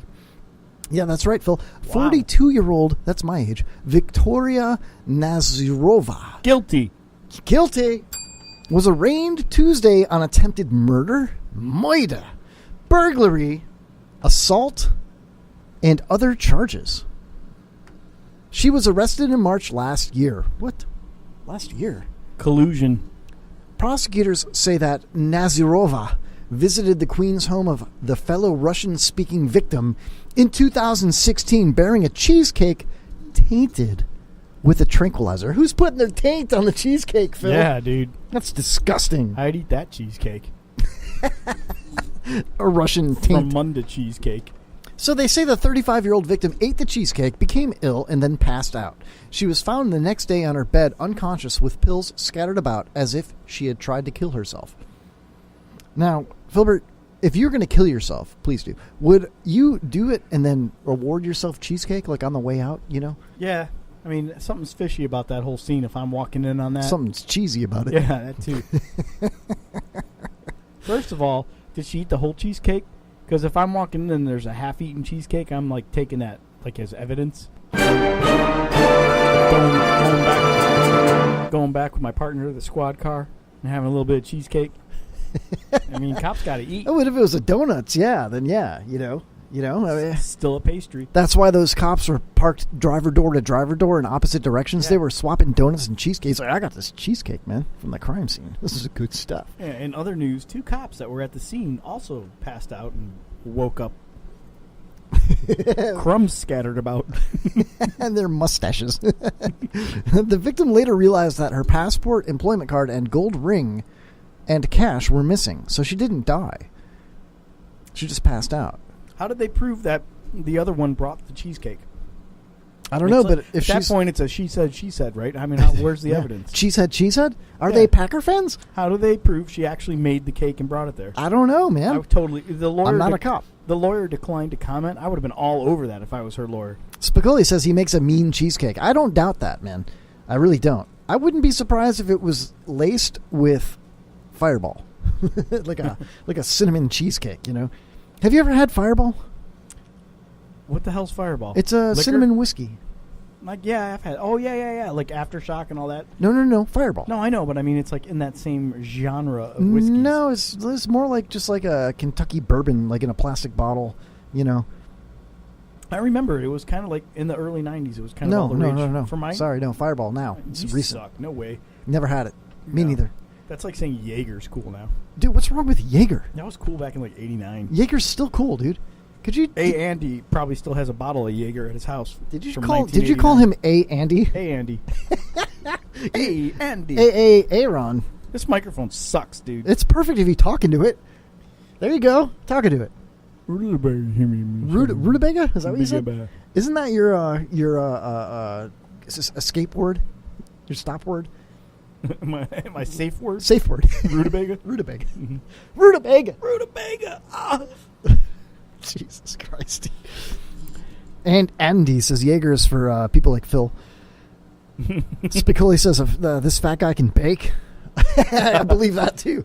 All fat guys can cook. I was on Spicoli TV once, right? And it was one of the coolest things I'll always cherished. I always cherished that moment. It was so cool. No, it really was, man. It was fantastic to be, dude. Listen, do you know how flattering it is? Like, you've been on the show for how long? Come on, man. Come on, men. Come on, guys. Just come on, some guys. Men. You've been on the show for a while, Phil, right? Unfortunately, yes. But nobody's ever told you. Pillow in your comfy pajamas. It's story time on the Kevin Holly Show. Nobody's ever baked me like baked goods as a parting gift. Well, nobody's asked you to guest on their show yet. And I'm no. I got things on the side with Deo and all your friends. Open Mic Live asked you to come with me to be on their show. They can't pay me enough, though. But I'll tell you what, it's a flattering experience to have another show ask you to be on, right? It really is. Last night, I got asked to be on the Lazy Ass podcast, right? I can't wait to do it. I just can't wait. It's so cool. But being on Spicoli's show was like a totally different level than any of the stuff we do. Their stuff is just like I want to sound like Snoop Dogg right now. I want to be like, their shit is so good. You know what I'm saying? It is so awesome, dude. It's like, I don't know, man. It's like being asked to be on the Tonight Show. Like Sleep Dog, dude. Sleep Dog? Yeah, he's so good. He's a good show. Well, he's really baked all the time, dude. You know, Snoop Dogg, that guy. You know, he is a lot. Anyway, it was fantastic, bro. So I would implore you to take the opportunity to come with me next time that I get invited to a show. I mean, maybe, you know, if it fits the schedule. If not, you know, I am open for freelance parody work if they want it. What was that? What happened there? I don't know. Oh, you're back on both channels now. Yeah, what happened? I don't know. It sounds great, though. Told you the microphone's fucking baked. Yeah, you know why it's broke? No. Because you punched it like a month ago. Remember? You swung it at my head. Yes. Yeah, thanks. Appreciate that. Oh, look, Spicoli says it's time Kevin Holly comes back in the studio. Look at that, man. Without solicitation. It sure sound like you solicited it. What's your next story? All right, this man, one let's get into sucks. it. This one's actually pretty cool because it has hometown ties for me. Pizza Hut replaces Papa John's as NFL's pizza sponsor. That means Pizza Hut's going to be out of business this time next year. I don't know. So long, Papa John's. Hello, Pizza Hut. Dicks out, sacks in. The NFL announced a multi-year marketing deal with Pizza Hut on Wednesday, a part of the family of Yum Brands. One day after the league and Papa John's said that they mutually agreed to cut ties. It would be cool if they cut pizza all the way through. God damn it! That's an awesome name for a founder of a pizza place, by the way, John Schnattner. What the hell kind of name is John Schnattner? Where is that? I don't see that. John there Schnatter. He schnatted all over your pizza. The league's relationship with Papa John's frayed last year when the pizza maker's founder, John Schnattner, criticized NFL leadership and shit on his pizzas over national anthem protests by players. Anyway, the Louisville, Kentucky-based Papa John's says it will... Wait a minute. Louisville? Louisville. Or Louisville? Kentucky. Isn't that where... Louisville. Aaron is in Louisville right now. He's near there. He's in Kentucky anyway. Right? Come. He's in Kansas, you dumbass. Did he say Kansas? He said Kansas. Son of a... Anyway. Might as well be Kentucky. What's the difference? It's a bunch of racists over That's what there. I'm saying. So now they're going to go with Pizza Hut, which also kind of sucks. And Pizza Hut's going to get flack from people saying, God, I'm never going to order pizza from you again. You suck. They're going to mistake it for Papa John's? Exactly. No, they're going to just say it's a sellout because, they're willing to kowtow to the NFL. Kowtow? Yeah. I was out there surfing some killer waves, and there was a kowtow, and I was like, holy shit, look at that kowtow. It's breaking, bro. Kowtow. Yum Brands. What else do they own? Taco Bell? Taco Bell and KFC? KFC, yeah. I had Yum Brands on my resume for a while. I worked for Yum Brands back in the day. What's funny about this is you would think that today, with the way the internet is so smart and savvy with how they know what you're looking at and how they're able to advertise. This page is talking about Pizza Hut and it's talking about Papa John's, but on the side it's got Popeyes coupons for you to cut out. Oh my God, it really does. Look at that. Get coupons. Free Popeyes. That's why I don't trust the internet, bro. Man, it's almost like it's tailored just for us. There's KFC coupons, though, right there. But it's not nearly as big. It's just a black bar with white letters. Yeah, because only we like. You ever been to fried chicken? You ever been to a black bar? That's why it's tailored for us. It knows that we just played the black song. That's hilarious. All right, let's kill it. All right, next one. Here we go. Jury duty. Anyone? No. Bueller? Anyone? Bueller? North Carolina County finds new takers. Well, in Winston. Excuse me. In Winston-Salem, North Carolina. Witch trials. When the judges... They're all witches there. Can't trust this story. I know you're going to talk over me every time I open my mouth. It's part of my plan. Just stop it now. Just stop it. When the judges, deputies, and clerks showed up for court, they were missing one key element, the jurors. And there's no comma for me to... So if I read it the way it's written, I would say, AP, when the judges, deputies, and clerks showed up for court, they were missing one key element, the jurors. It kind of flows. Not like Z-Flow. Not really, but okay. A little bit. The Winston-Salem Journal reports that North Carolina's fourth largest county failed to mail notices to the 1,700 or so prospective jurors needed to hear cases this week. After no one showed up for jury duty Monday, Forsyth County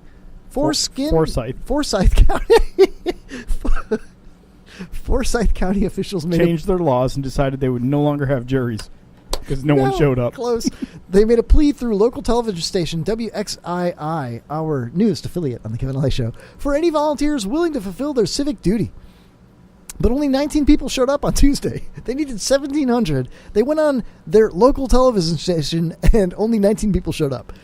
One judge in the county of 370,000 residents even sent deputies to a mall to seek volunteers. Hey, what are you doing today, bro? That's some pretty sweet slacks you bought there, man. Thanks, man. Yeah. You know what? They'd look really good on you in court.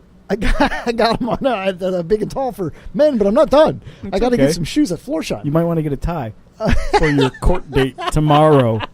Right just now. Sign here. Just sign here. Come with us. You got a driver's license, bro? Can I lick your boots, sir?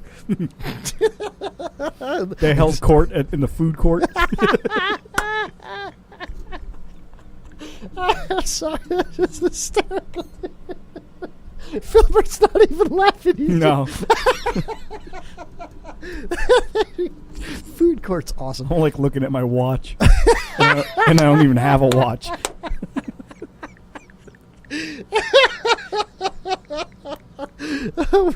The jury is still out, Phil. Oh, hey. Oh.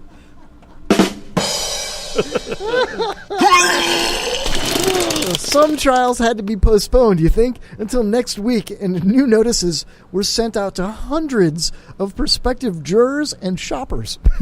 Asking them to come to the Gap next weekend. At Old Navy. They're sending out flyers and emails that are like, you were in the Navy? Come to Old Navy in the mall. You're required to show up at the organ store at the mall. That's where all senior trials are being held.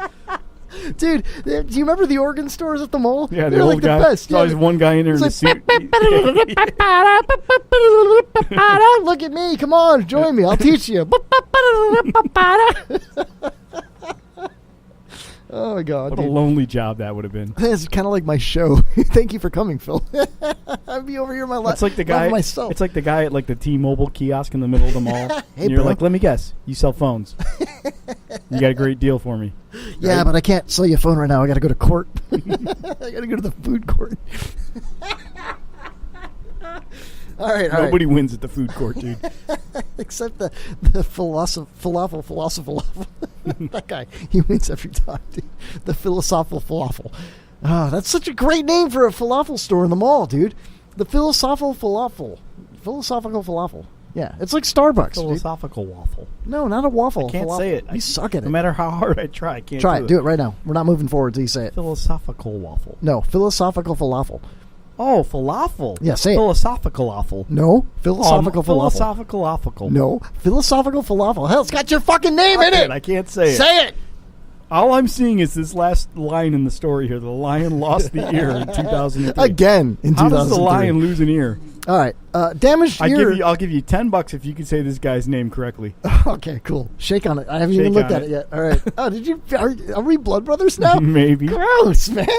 Oh, he sliced We're me. spit brothers anyway. Gross. Is that spit? Smells like cucumbers. Dude, and there's salt. like 6 words in this one sentence. I got this. You cannot. I got this whole thing. I got this whole thing. No way you're reading verbatim all the way down. Damaged ear of Penn State mascot's statue has been repaired, Phil.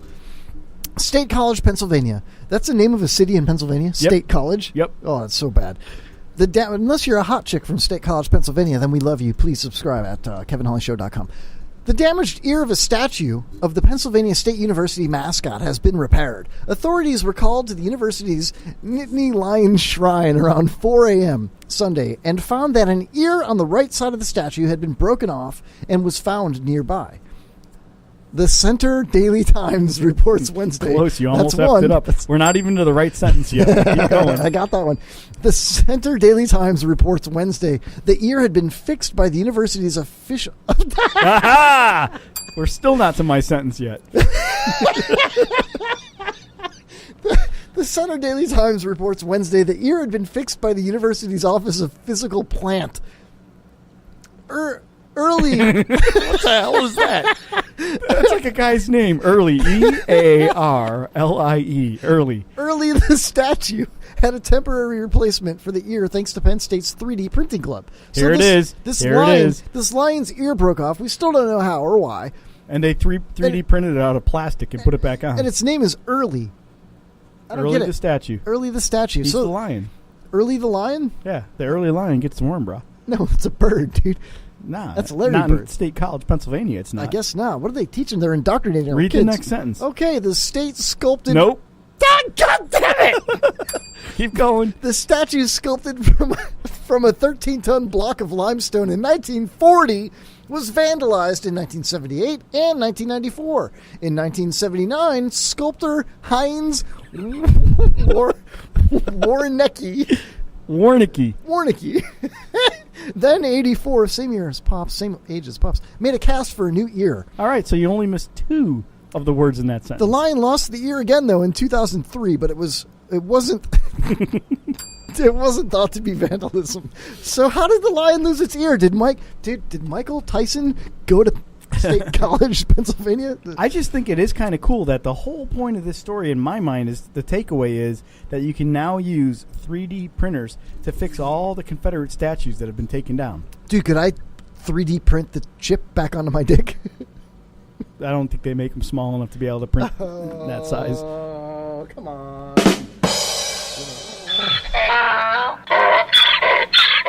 Get jackass. All right, so we got another story. Let's do it. I like this one. I haven't read this yet. Suspects on the run scale a fence and land in where, Philbert? Well, I'm looking at it, so. And land where, chat room? Chat room, where did the suspects on the run land after scaling a fence? And what? Chat room? Come on, Andy. Andy takes his time. He's waiting for Glick to glick it. Suspects on the run scale a fence and land in... They land in a police parking lot, Philbert, and immediately into custody. Go figure. Mm-hmm.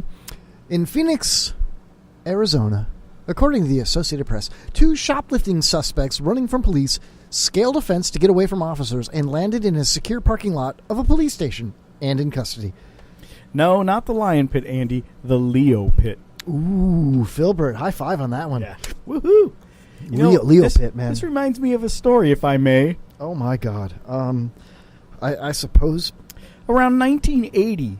Have your pillow in your comfy pajamas. It's story time on The Kevin Holly Show. Around 1980, when I was a 5th grader, my friends were going through a phase of shoplifting where we would dare each other to shoplift stuff. And I had this one friend who was really good at it. He stole a tackle box and a fishing rod from Kmart and was able to walk out and get home with it. Now, how do you smuggle out a full-on tackle box? Just walk out like rod? you own it. And if they chase you down, you go, what? It was wintertime, and he put the tackle box inside his winter coat, and he actually fed the flexible fishing rod through his sleeve all the way down to his leg, to his ankle. Then Mike Tyree was not involved. And then he walked out all... Because he doesn't have any sleeves. He walked out all like stiff and everything, and I think they felt sorry. Did you chase him down? No. I think they felt sorry for him because he was walking like with a limp, trying to keep the rod straight. Mm-hmm. Anyway, that's how I walk. So my other friend, different rod, but yeah, my other friend who we could like convince to do anything. You can't really call them friends, Phil. Just because they were black doesn't mean you they were remember friends. Chad with the melon head, right? Oh yeah, Chad had the melon head. Put it in the oven. This kid could be convinced. He could be convinced to do anything. So dude, the tweaker's back. Look right there. That's him. He's on the other side of our fence, right by my car, dude. Oh, you want me to go down and regulate? We're cool. I got full coverage. Yeah, but I got a brand new car. I got Gap insurance. Oh, you parked right next to me. I'm going to beat his ass. You want to just kick his ass? He's on meth, Break time. Finish your story, Phil. It's more important. So we dared Chad to one-up my friend Glenn, who stole the fishing thing. So we're at the store, and he didn't know what to get. And they were in the camping section. So he stole a 1010 air pistol. Mm. And he's trying to get out of the place, and they had seen him. So they were walking after him. And when he got to the door, they let him go through the door to prove that he was stealing. Careful, you don't break it. I won't break it. I think if we tap the glass, he'll just leave like a fish, like a scared fish. Exactly. We're trying to get this tweaker from our cars, but anyway, so Chad stole a 1010 air pistol, and he's out. He goes through the doors, and they put their hands on him, to turn him around, and he took the pistol out, and he pointed it at the security guard at that's Kmart. Instant death. And they freaked out, and they threw their arms up, and then he just dropped it and ran. And my other friend, Jay... And his head got caught in the sliding doors. No. My other friend, Jay, was watching the whole thing go down, and we got on our bikes, and we ran, right? But Jay lived by Chad, and Jay went home. I went home. Didn't think anything of it. Well, this kid, Chad, he had to, climb over barbed wire fences, go through swamps and all this crap to get home. He left his bike behind and everything. And when he got home, the cops were waiting for him at his door because they busted Jay on Jay's way home. And wow. And Jay narked him. Anyway. He narked him out? Narked him out. That's how you fall into the lion's pit, trying to get away from... The Leo pit. Yeah. That was pretty good, Phil. I mean, that might be the most intelligent thing you've ever said on the show. Thank you. Can we go check our cars now? It's time for break anyway. We're actually 4 minutes late on break. We went 4 over, so we're gonna have a nice long third hour with the Pyramid Game. We may or may not be back. We may be making a citizen's arrest. Oh, in a no, minute I'll be here. back. I don't care. I'll be back. We'll Facebook Live it, though. We still have Facebook saved to get to as well. I've got a few Pyramid things saved game. up. And the Pyramid Game, man. It's going to be a lot of fun. It's going to be the most fun ever. And gun It's going to be talk. terrific. We'll talk about guns. All right, T, we'll be right back with more of the Kevin Holly Show right after this. Call now to the Kevin Holly Show at this number plus this number plus this number. And ask for Chuck. Y'all be going on vacation? See, the thing is, if you about to be up out this biatch, check it. Peep Delta. We be flying all over this bitch. Let me ask you something. You finna raise up and get your travel on? From the interior to the exterior. You got to get your posterior in one of these big-ass planes. Dog, you lay in the cut straight sitting on your ass and getting your drink on and your snack on while we floss and fly this mofo all over this bitch. East Coast, West Coast, it don't matter. Nia will get you to your hoe and back lickety-split. No Then you be back at your crib chilling with a flat spliff, thinking we was some crazy-ass angel. Hell, these fat, round, thick-ass vessels run up in the sky so deep, it be crying. Yeah, you thought it was rain. So bring a towel, because at Delta, it's laid out like that. Call one of these fly-ass Delta coochies, and make all them punk-ass co-workers of yours catch the vapors as you be off and up out. You going? We fly you there. You been? We done already flew up in there. We got you covered like a Jimmy hat. At Delta, we loves us some flying, and it be showing like a motherfucker. Grab your pillow and your comfy pajamas. It's story time on The Kevin Holly Show.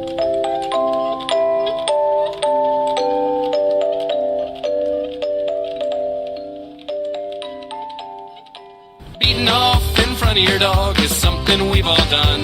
It's not something that's easy, it's not something that's fun, but sometimes it's the only way that the deed needs to get done. So you beat that meat by the little bitty feet, then you give him a treat, and you're done.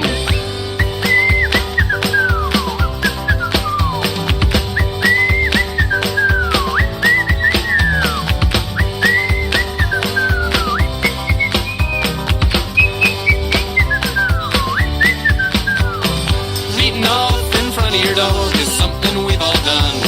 It's not something that's easy, it's not something that's fun, but sometimes it's the only way that the deed needs to get done. So you beat that meat by the little bitty feet, then you give him a treat, and you're done. Chris Glick on the Kevin Holly Show. When he's in the room, he's chatting off.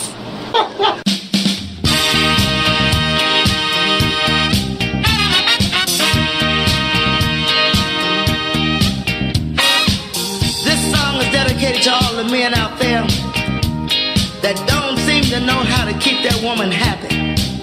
I want y'all to take a little listen. See if you wanna try this.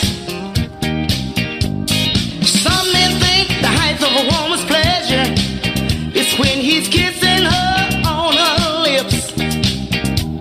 And some men think the joy of foreplay is caressing with his fingertips. And some men think a little titty kissing is the answer to every woman's dream. But let me tell you how to kiss her if you really want to hear her scream. You're making her feel good, but you can make her feel better if you treat your lady like a stamp and a letter. Lick it before you stick it. Better lick it before you stick it. Lick it before you stick it. Lick it before you stick it. Woo!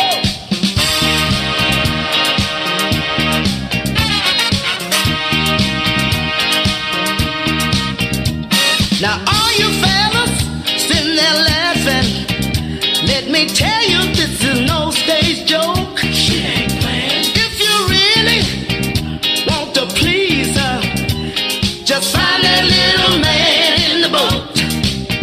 You can tease it, gently squeeze it, massage him with your fingertips. But sorry fellas, the job ain't over until you take him between your lips. Wow! You're making her feel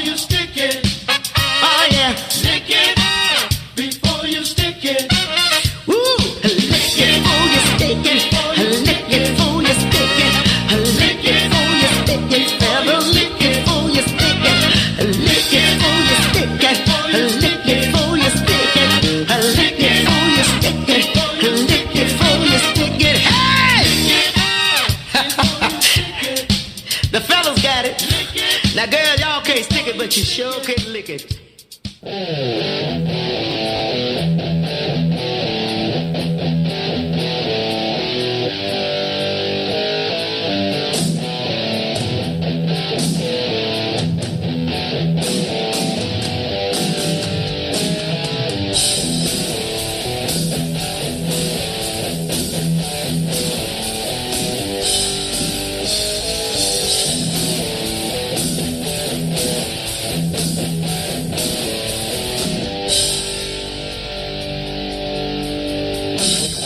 He's got a shaved pelvic region, rubbed raw with razor burn. He has a full tattoo sleeve, but he also wears glasses.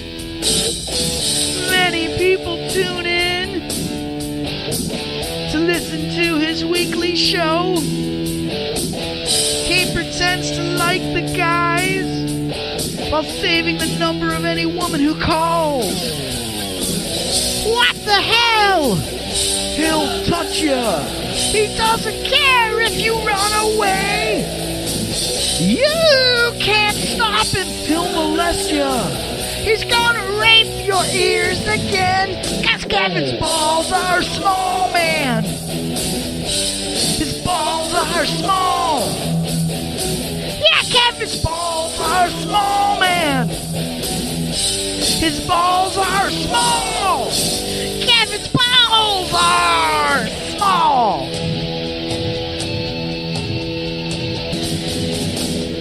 Ha ha ha ha ha ha, big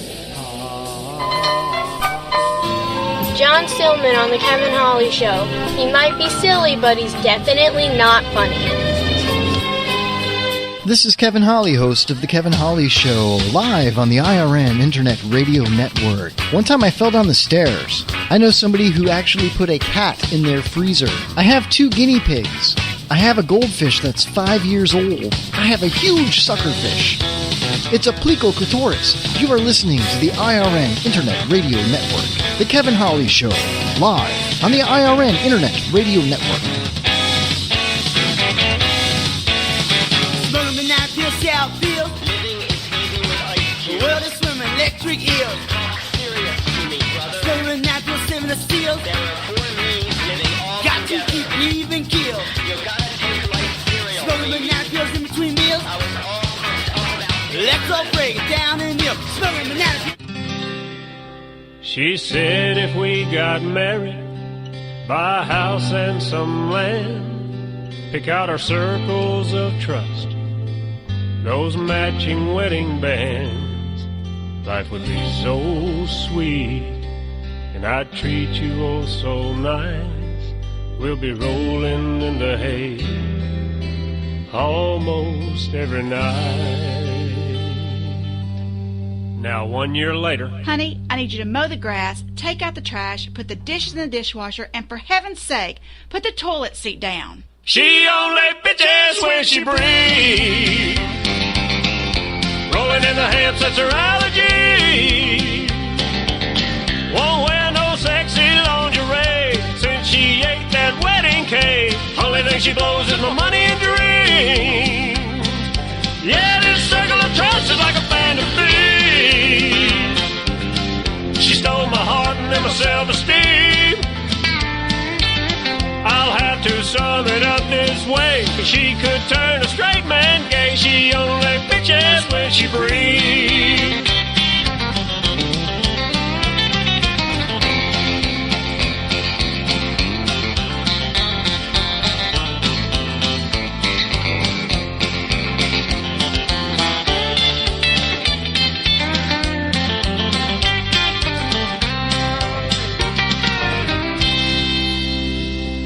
She was always smiling, shy in many ways. She always kept me hanging on every word she'd say. She was sweeter than honey in every man's dream. She said, let's tie the knot, we'll make the perfect team. Now, 1 year later, I work all day just like you do. Why don't you wash your own clothes and buy some new underwear because these won't come clean? And by the way, not tonight. I have a headache. she only bitches when she breathes. Rolling in the hands, that's her allergy. Won't wear no sexy lingerie since she ate that wedding cake. Only thing she blows is my money and dreams. Yeah, this circle of trust is like a band of thieves. She stole my heart and then my self-esteem. I'll have to sum it up this way, 'cause she could turn a straight man gay. She only bitches when she breathes. Yeah, she only bitches when she breathes. Rolling in the hips, that's her allergy. Won't wear no sexy lingerie since she ate that wedding cake. Only thing she blows is my money and dreams. Yeah, this circle of trust is like a band of thieves. She stole my heart and then my self-esteem.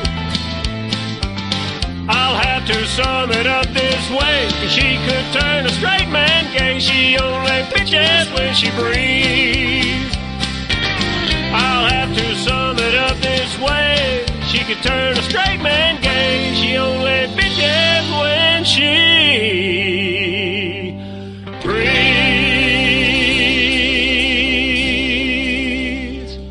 Me anymore.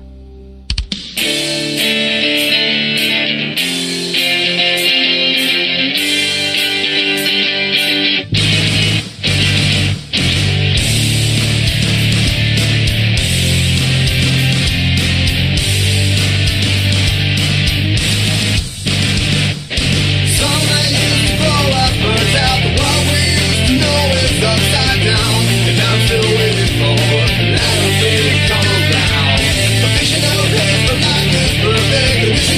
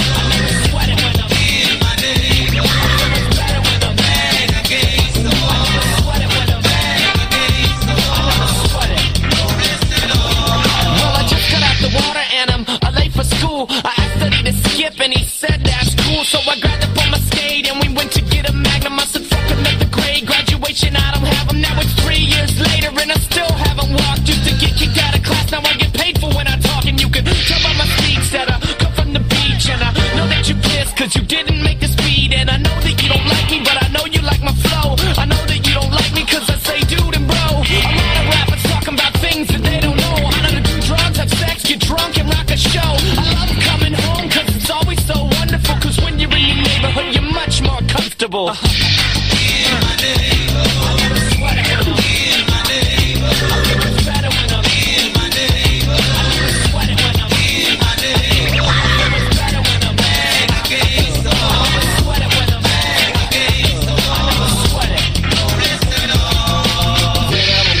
Feel alone as a distant wishes away. You could be home where I fit in. I'm reminiscing about the days when we didn't care. Two dirty kids with no shoes and long hair. No car, a front porch and 2 chairs. No place to go, yo, and no way to get there. It's Cali women be the best I've seen. They be the best I've seen. They be the best I've seen. And Cali weed be the brightest green. It be the brightest green. It be the brightest green. In my neighborhood.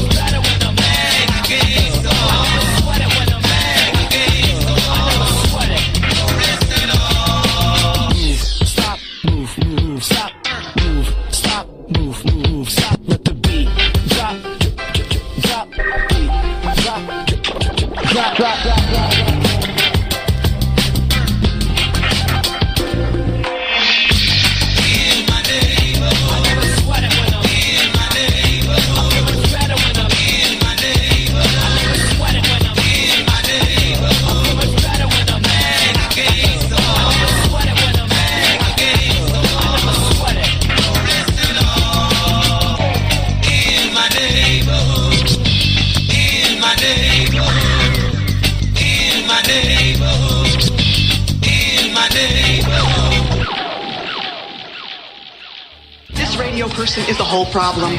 Are we going to allow this guy to be heard by anyone who can turn a dial? He's got a pirate radio station. Nobody knows who he is.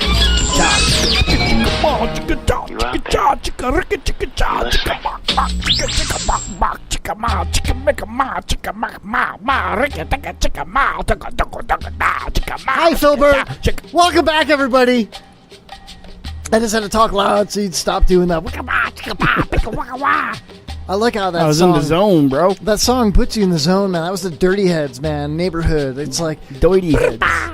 The Doity Heads. The Doity Heads. You know how the Dirty Heads got their name? They as teenagers, Dirty B and Dirty J, right? They were stealing beer from a convenience store, and the guy behind the counter like chased them out of the store, and they said, "Come back here, you dirty heads!" And that's how they got their name, dude. How cool is that? You bad kids. You bad kids. Anyway, welcome back to the show. Oh, yeah.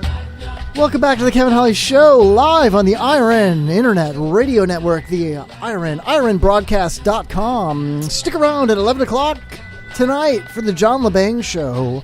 Also, check us out Friday morning for the replay, Morning Drive on the IRN. Also, WBR-FM in the UK, as well as RadioChaos.net. Tomorrow night, we will be replaying this show. I might even step in during the replay and do a little special bit. treat. Yeah, a little live, man. I hijacked that stream, dude. I'll tell you what, RadioCast.net is pretty badass. It really is. PJ's yawning over there. Man on the boat overboard. You're overboard. I like that. I like that, Phil. You know what I like better than that, though? You know what Scuppers? I like? No, scuppers are good. It's good to have scuppers when you're on a boat. But you know what's better to have on a boat? Center masts? Center masts like a pyramid. Midship. Midship pyramids, because that's what's up. It's time for the Pyramid Game on the Kevin Holly Show, everybody. Let's do it.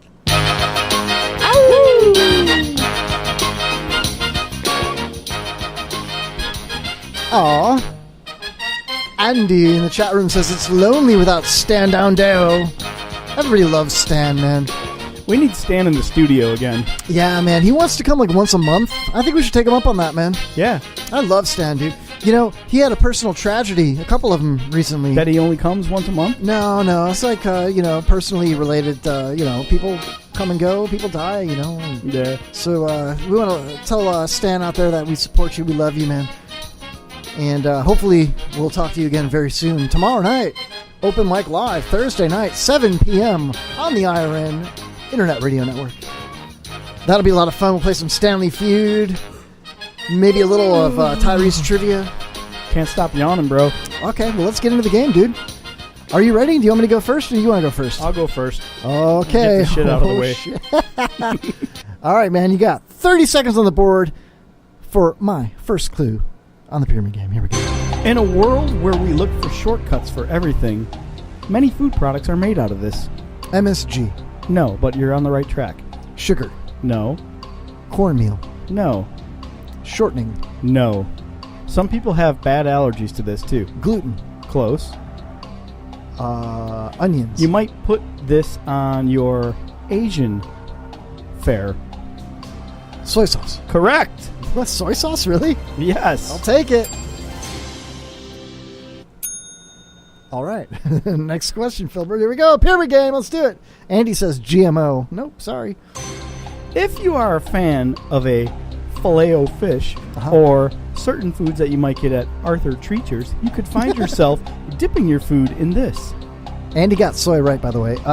Dipping your food in, not Yum Yum. I got this. It's that white sauce. It's one word, spelled twice, similar to I said something you Yum might Yum. lay on pavement when building a road. Blacktop? No, sticky like it though. What? I don't think I have Tartar. Tartar. That's what I was saying. Tartar. You almost did. That's not tartar. That's different. Tartar. That's one word. Yes. You spelled said two- twice. T-A-R-T-A-R, right? No, that's tartar. Tartar. Tartar is T-A-T-E-R. I Let's don't know. click it. I don't know We gotta about click it. We're going to have to go to Glick on this one. Andy said vinegar, then he said tartar. And he spelled it exactly Yeah. like I thought it was spelled. All right, we'll give it to Andy, but I'll take the X on this one, man. All right, here we go. Next word. When eating a fine cut of beef, you may drizzle this on it. It sounds like it could be a European city. A1. Ketchup. Yeah, because A1 sounds like a European city. Has Worcestershire. Yes! Woo-hoo! Yes! Love it. All right, here we go. Fourth word. If you were eating a fine cut of beef, you may put this on it as well. A1. Yes! Otherwise known as blank sauce. Andy says au jus. Does that count as A1? No, steak sauce. A1. Steak sauce, I'll A1. let you have it. Who, you let me have it? Yeah. I fucking said it. That's You the didn't only say thing I steak. said. The word was steak. I but- said A1, and that's the Yeah. only thing I said. I know. So I'm going to let you you're have let me it. have that? Yeah, because the That's word what was you wrote steak. down. Let me see what you wrote. Cover the other ones. Steak. Okay, thank you Close for letting me enough. have that. Thank you for that. I appreciate that. And lastly, Here we go. Wait. if you lived in Alabama and you liked Talladega. spicy foods and you happen to have a bowl of noodles and you were looking for something to put on those noodles to kind of kick it up a notch, A you black might snake. put on A black snake. No. Alabama black snake. you might put a certain type of liquid on that to spice it up a bit. Liquid smoke. Sounds like it could be a city in Texas. Austin. Sounds like something Dallas. you might roll and smoke. Yeah, you're there. Jus. No. What product is sold? How do you make cigarettes? Tobacco. Yeah. Tobacco sauce. Tabasco sauce. Yeah, I'll give it to you at the buzzer. Soy, tartar, Worcester, A1, and Tabasco. What do they all have in common? They're all. Say it again. So I got it. They're all sauces that you put on steaks. Or sauces that taste like your dog's vagina. Oh, really, dude? Oh my God, You dude. did pretty good. You only missed one. I mean, I have to kind of disagree with my dog's vagina tastes like. Oh, I'm just saying. I'd say it is. She did. It is a Chihuahua, which is Mexican, which indicates spicy. It's and, spicy. You know, It's a brown and sauce. she is ovulating. Yes. I was talking about it. It is a brown sauce racist. I was talking about that on Happy Hour last night. I think I don't remember. No one remembers because we all tuned out around the Chris Brown segment. No, but she did kind of give me a dirty Sanchez. Oh. She was like licking my ear, my nose, like she's all mouth. You know, this little dog is like a And ferret. she's been licking that wound. No, but then like I had my eyes closed. I'm like, get off me, get. And I thought she licked me, and I opened my eyes, and it was her vulva right on my face. Like man. not just on my face, but like on my lips, dude. Most people have And I called was that a like, nightmare, but you called it a wet dream. I was like, come here, girl. Yeah, well, at least she wasn't licking my butthole like your dog did when you were knock it till banging you've tried your it. Girlfriend. Don't knock it till you tried whatever. it. All right, so Andy says glistening vulva sauce. Hey, give it to him. Damn it, give it to him. By the way, off subject, do you know why or where the term Indian brown comes from? I've never heard Indian brown. I'm not racist, so explain it to me, please. It might actually, you could also call it Egyptian brown. Oh, okay, so we're going to just delve into a few different ethnicities. Okay, Yeah. cool. Do you know how they make that color? You're a bigot. How? I do tell. I can't wait. Back when Egypt was being colonized back in the day, Yeah. there was such... it was Romans and Indians. Yeah, there was such an amount of Right. Egyptian mummies Okay. that they used to crush the mummies up to make certain things, and they found that they could make the perfect brown color out of Bones? out Really? of the wrappings and stuff from mummies. They do the same thing So in when prison. your kid is asking you for an Egyptian brown crayon, that's where the color comes from. Wow. Dead people. I'm boycotting crayons. Yeah. How am I supposed to go in a safe I'm space? challenging Glick for knowledge here. How am I going to go in my safe space in color? I don't know, with racist with a crayons? crayon like that? Yeah. Wow. I challenge anybody that's gone to a safe space to color. What did they use for brown? Exactly. Bigots, man. There's nothing more racist than indigo blue. Why? I mean, because, it's Indian blue, I guess. What was blue about Indians? I don't know, but that's the color for all our blue jeans that we wear in America since 1886. Indigo? Levi Strauss, indigo blue. What does Levi Strauss stand for? Is that German? Well, that explains it. Well, if you have a dream, you can come to America and make that dream a reality, just like Levi Strauss did in 1886 when he started his jeans company. I thought James Brown invented that. Are you going to ask me questions or what? Oh, if you're man enough to handle it, yeah. It's time for more of the pyramid game here. I'll manhandle your questions. All right, well, here you go. You got 30 seconds on the board, Phil. With some two-fisted answers. This is a company that makes a firearm. It's probably the most popular company, and this Smith is... & Wesson. No, close. Glock. And this model... Taurus. No, it's the Glock and this Springfield. Model. No, it's a number model. 1911. No, a Glock number. 17. Close. 24. A little lower. 22. Shit, I think you had it at 24. I put 23. Yeah, I did. Yeah, you got it. I'll give it to you. All right. Glock 23. 24. That's like 2 words. Yeah. What was the actual word? Glock 24. Okay. All right, next question. You got that. All right, here we go. This is a small caliber hunting rifle made by a company that there's a baseball team. Winchester. There's a baseball team in Florida. The Miami Dolphins? It's a baseball team. Marlins? Yes. That's a Marlin 22. Woo! You got it, Philbert. Wow, you're really sharp tonight, Phil. All right, this is my personal carry weapon. It's 32? Yeah, and the brand? Caltech. Woo! Wow, you know my carry weapon. I'm flattered. Know my guns. Yes. Well, that was yours. It was. Allegedly. All right, here we go. Prove Next it. question. Oh, son of a... I traded you this for my Caltech 32. Jennings? Caliber. 20. It's a Jennings 22. Woohoo! Wow, Philbert, I'm you're going to on guess fire. the next question. AK-47. Nope, close. Next question. This would be one of the top 3 AR-15. planted handguns. That would be a Lorson 380. No, the next one down. That's actually number 1. Yeah, Go ahead. Number 3 on the list. It's if you're not low, you are a high tech, a high point 380, a high point 9mm. Yes, high point 9mm. Booyah! Philbert, all of these Glock 24, Marlin 22, Caltech 32, Jennings 22, high tech 9mm. What do they all have to do with each other? They're all shitty guns that you've owned. Yeah, that's true. No, I've never owned a Glock, so no. They're all shitty guns that either you or I have owned. Close.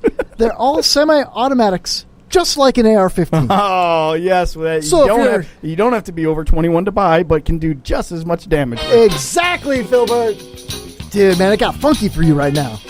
Get it funky. By the way, when they make all these weapons illegal, and these kids who want to, and they want to destroy their schools and stuff, what are they going to turn to next? They're not going to use knives. What are they going to do next to do mass, amounts of damage? It started off with banning the AR-15 because it's scary looking, but it's no different than a hunting rifle with the same magazine capacity. Correct. Same caliber bullet. They're not fully automatic. Nope. One shot per. So what are kids going to turn to next to get their message? A Glock out? 24? No, a bomb. My High Point 9mm. They're going to build holds bombs. 16 rounds. How are you going to protect about household? I can drop the magazine and pop another one in so much faster than an AR. What laws are you going to make to keep people from going to Walmart or the dollar store to get materials to make a bomb that kills 50 people? What you got to do is up the age limit so that a 19 or 20-year-old can't buy ammonia. So he can't buy a firearm to protect his young wife and newborn baby. That's what they're producing out there. And if you don't agree with it, Philbert, you are the devil's reject. I work man. for the NRA, obviously. It must be. Which, by the way, I do not belong to. Because the left-wing fake news media, Philbert, is saying that if you don't agree with their sensible gun legislation of upping, like Walmart just upped the age to 21... Well, if you don't agree, Philbert, you're a monster. But what about my daughter? What if my daughter turns 20 and is pregnant, and I say, here's a hand-me-down Smith & Wesson 9mm that I bought from a law enforcement officer, allegedly, and I want you to protect your home with it. And here, I've taught you how to use it as a teenager. Now you're a grown adult. You're about to have a baby. You're going to be a mother. But according to the law, your Second Amendment rights have been revoked because it's popular now to say that you're too young to possess that firearm to protect your family. Yep. I don't agree with that, man. Me neither. I agree with all this other stuff with the gun talk, about, background checks should be better. I talked about it last week with you, man. Bump stops should be illegal. Totally, I get that. But don't take away the rights of an 18-year-old man. Just because some people can't be responsible with it doesn't mean everybody can't be responsible for it. And you look at all the school shootings. It's a slippery slope. Name one shooter besides the Newton shooter that was under the age of 19. No, over the age of 19, you mean? No, under. Name one shooter who the 21 years or under law would have protected against. Thank you. Because they're That's what I'm trying all to say. under that. I just don't agree with taking away the rights of somebody who can go in the army. You got to change the mindset of the youth then to people actually say, give a damn about stuff. That's the only thing that's going to save yes. this. And people say, well, if you're a SWAT team member and you're 20, then you're exempt from that new law. You can flash your SWAT team card and you can buy a firearm. Or if you're in the Army, Navy, Air Force, Marines, Coast Guard, or Class X or whatever it is, security agent, and you're under 21, you can still buy a firearm. What is this? Hey, it's time to get naked on the Kevin Holly Show. Wheel of Nudeness. Woohoo! We're both short like Pat Sajak. Say, Pat. The important part of his name is Sage. Sage. I think it's Jack. Yeah, maybe. Anyway. Look at that dude. Look at that mullet. Oh, my God. That's a good-looking dude right looks there. Looks like Anthony Kiedis with a mullet. He looks like Achy Breaky Heart guy. Yeah. So I'm looking at the chat room, and Andy says he actually owns a Lorson 380. Andy got fucking Marlin correct. God damn, we got to give Andy some swag, dude. He's all over our shit every week. I love it. He love is. He's like Glick without the Glick. Yeah, it's like he doesn't pause to look stuff up. He just knows. No, he could write a dictionary without the word Glick in it. You know what I mean? Totally could. And he's a badass. He says, I'm a Ruger owner and a Remington 870 12 gauge. I like that. I actually have a knockoff of a Mossberg 12 gauge H&K, H&M, whatever it is. Yeah, I have a Mossberg 12 gauge myself and also a Mossberg 22 long rifle. We should shoot at each other sometime. We should totally. That'd be totally cool. You ever play paintball? That's for fags, man. That's for people who can't handle real weapons. I'm the paintball king of Chicago, dude. I play paintball every weekend. Abe Froman, the paintball yeah. king of Schaumburg. Abe Ballman. I played paintball every weekend for Speaking years. of Abe Froman, whatever happened to Gabe Kaplan? What? Mr. Cotter. Oh, Gabe Kaplan. I don't know, man. Welcome back, Phil.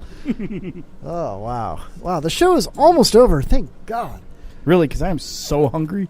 Uh-oh, really? Important phone call coming in. Should we take it? Take it. All right, man. I'm taking it right now. You are live on the Kevin Holly Show. Hello. Hello. Hello. Hello. Hello. Hello. Hello. It's Andy. Andy! What's up, Andy? Andy, I got a question for you. What's up, guys? What's going on over there? I got a question for you, Andy. Can you hear me? Yeah, it's a little fuzzy, but I can hear you. Okay, my question is, you said you have a 12 gauge, correct? Yeah, Remington 870 Express. Did you pull out the stick in it so that it's full 5-shot, or is it still 3 shots with a rod inside of it? Oh, no, you can't pull those out. That's illegal. I would never do that. That's the first thing I did to mine. Allegedly. I always follow the law regarding firearms. Are you a criminal, Andy? Not yet. I like to think I'm not, but you never know, especially in Illinois, right? Yeah, how about it, man? Now let me ask you this: do you use? So I was just thinking. We were talking about all this shit. I recently moved my family down to Tennessee, and I'm on my way down there on Saturday. No way, dude. Really? You're only 6 hours from us. We bought a place just north of Nashville, about 30 miles outside of Nashville. Dude. But I was down there a couple of weeks ago, and we moved all our stuff, kind of piled it up in the garage, and my son was down there, and he found my trap clay target launcher. He wanted to know what it was, so we set it up in the backyard. It's kind of we got a hill back there, right? So we set it up on the top of the hill. I loaded it up and put a few targets in there for him to pull, And my dad's down there, and funny thing is my dad says, "Oh, what are you guys doing?" I said, "Well, he just wanted to know how it worked." And he says, "Oh, that's cool." So you get a box of like 100 of them from Walmart for like $8 or whatnot. So we're out there launching these clay targets, and I went in the garage and pulled out the old 12 gauge. And I actually found some in the box of clay targets. I found some of the. I had some shells in there, like trap and skeet load. Nice. And so I bring the shotgun out, and I tell my son, I said, "Load a couple up in there, And he says, "All right, stay behind me, pull." And he pulled that sucker, and I was knocking down, shooting trap in my backyard in Tennessee. Bro. And living the dream. Having a good time. So then my dad says, "Hey, you ever think you'd be shooting trap in your backyard?" And my response was, at some point in my life, I figured I would be, but here we are, and let's do it, Man, that's so cool. Pretty awesome. So you started your son out on a 12 gauge and not a 410? No, he didn't shoot it. He's only 10 years old, man. Yeah. I'm not as this. Now, my dad's 73. He put a couple through it and about tore his shoulder out, So. Do you still got the long barrel on it, or do you have a shorter protection barrel on it? Say that again? Do you have a long barrel on it, or do you have like a shorter protection barrel on it? No, it's a long barrel. Yeah. I used to pheasant hunt out here at Harvard years ago. Yeah, we used to pheasant hunt at the bars up in Port Richey. Well, it was peasant hunt. Oh, my bad. Yeah, that's what we call the old blue hairs here. We call them pheasants. Peasants. What? Not the peasants, the pheasants. Yeah. Andy, I like it what he said. He goes, PJ says, "Did you let your kid shoot on a 12 gauge?" And he goes, "No, I'd have knocked his ass down." Oh yeah, he's a sturdy lad, but I would have knocked his ass on the ground. No, he's a good kid, but that's awesome. He's not ready man. for firearms just yet. He's got the safety down. That's the first thing you teach your kids with the firearms, safety. But first thing I teach them is to shoot somebody, because that's how we do it here in Newport Richey. We shoot to kill. Jesus, dude. I'm just saying that's what everybody thinks, right? Oh, those rednecks, they're out there. I was, actually when I was down there, I got a gun safe out it's in the garage right now, and I was looking through it, just kind of seeing what was in there, and I found that Lorson in there. And it's like a brick, solid piece of metal. Yeah, it's a piece of shit. It's a paperweight. It's a chrome with the with the black handle and all that kind of stuff. And he wanted to know what it was. It's shiny. It looks cool. And so I was showing him how to clear it, make sure it's empty and all that kind of stuff. And I handed it to him, and I said, and when I hand it to you, you do the same exact thing I do, is you make sure it's cleared, there's nothing in there, blah, blah, blah, blah, blah. And it's kind of endearing to see your 10-year-old make sure a Lorson is clear and there's not one in the chamber when you hand it to him. And I said, and you do the same thing. When you hand it back to me, you do the same thing. You show me that it's empty. And he said, okay, Dad, I'm done looking at it. And I said, well, of course I told him. He says, you don't ever point at anything you don't want to kill. I said, even when it's empty, you treat it like it's not, right? And that's when he pointed it right at you and said he wanted an extra 50 cents for allowance. Dad, look, I could see your head in the sights, Dad. Look at that. So he says, Dad, I'm done with it. I said, what are you doing? It's nice to see your kid check the chamber to see there's not one in there and then hand it back to you. You know, it's kind of funny. I've never shown mine to my kids yet, but I do have a Red Ryder BB gun that I've taken my sons out in the backyard, put some targets up, and let them fire BBs through that. And well, you got to be careful of the icicles, man. They're deadly. Poke your eye out. In Illinois? Yeah. I don't know, man. Yeah, It's those like- are dangerous because you will put your eye out with them, you know. Right through your skull. I'm looking at this whole scenario, and I'm thinking about, like, Andy's out there in Chi-Town where it's illegal to have guns for the most part, you know, like carry them or whatever. And now he's back down there in Tennessee, and he's finally being able to enjoy, like, being out in the backyard and putting up skeets in the air and, you know, pulling them down and all that good stuff. And he's only 6 hours away from us, so I he know, needs right? to come down on the weekend and come in studio That'd one be day. awesome, yeah. But, dude, and I'm thinking, like, I'm trying to tell my girls, like, no, I'm not going to buy you bronzer and blush. You don't need makeup. I'm going to buy you a Lorson 380. Yeah, Damn let's it, you're do going to it. learn how to clear It's it. got pink grips. Let's go. I actually Tell you have what, man, it's beautiful out there. It's beautiful out there. My wife and I have been talking about moving out there for a couple of years, and then oddly enough, my parents were living in Elgin, and I went over there to talk to my dad one time, and he was all like being weird. And I'm like, Dad, what's going on? He's like, me and Mom are moving.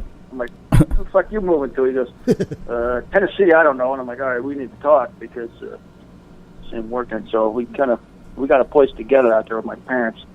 And I tell you what, we only got 5 acres, but I can go out in the backyard and post up some targets and just go to town on them. You know what I mean? Dude, I think My mother-in-law and father-in-law, he's dead now, but they had some property in Tennessee in Lynchburg on the side of a mountain. They were building a house there. They had like 8 acres, and when he died, Kevin and I had to drive a 24-foot truck It's like a all the way up 28-foot, there, yeah, it's huge. and take all their belongings and pack them in and bring them back to Florida, where she was going to be living again.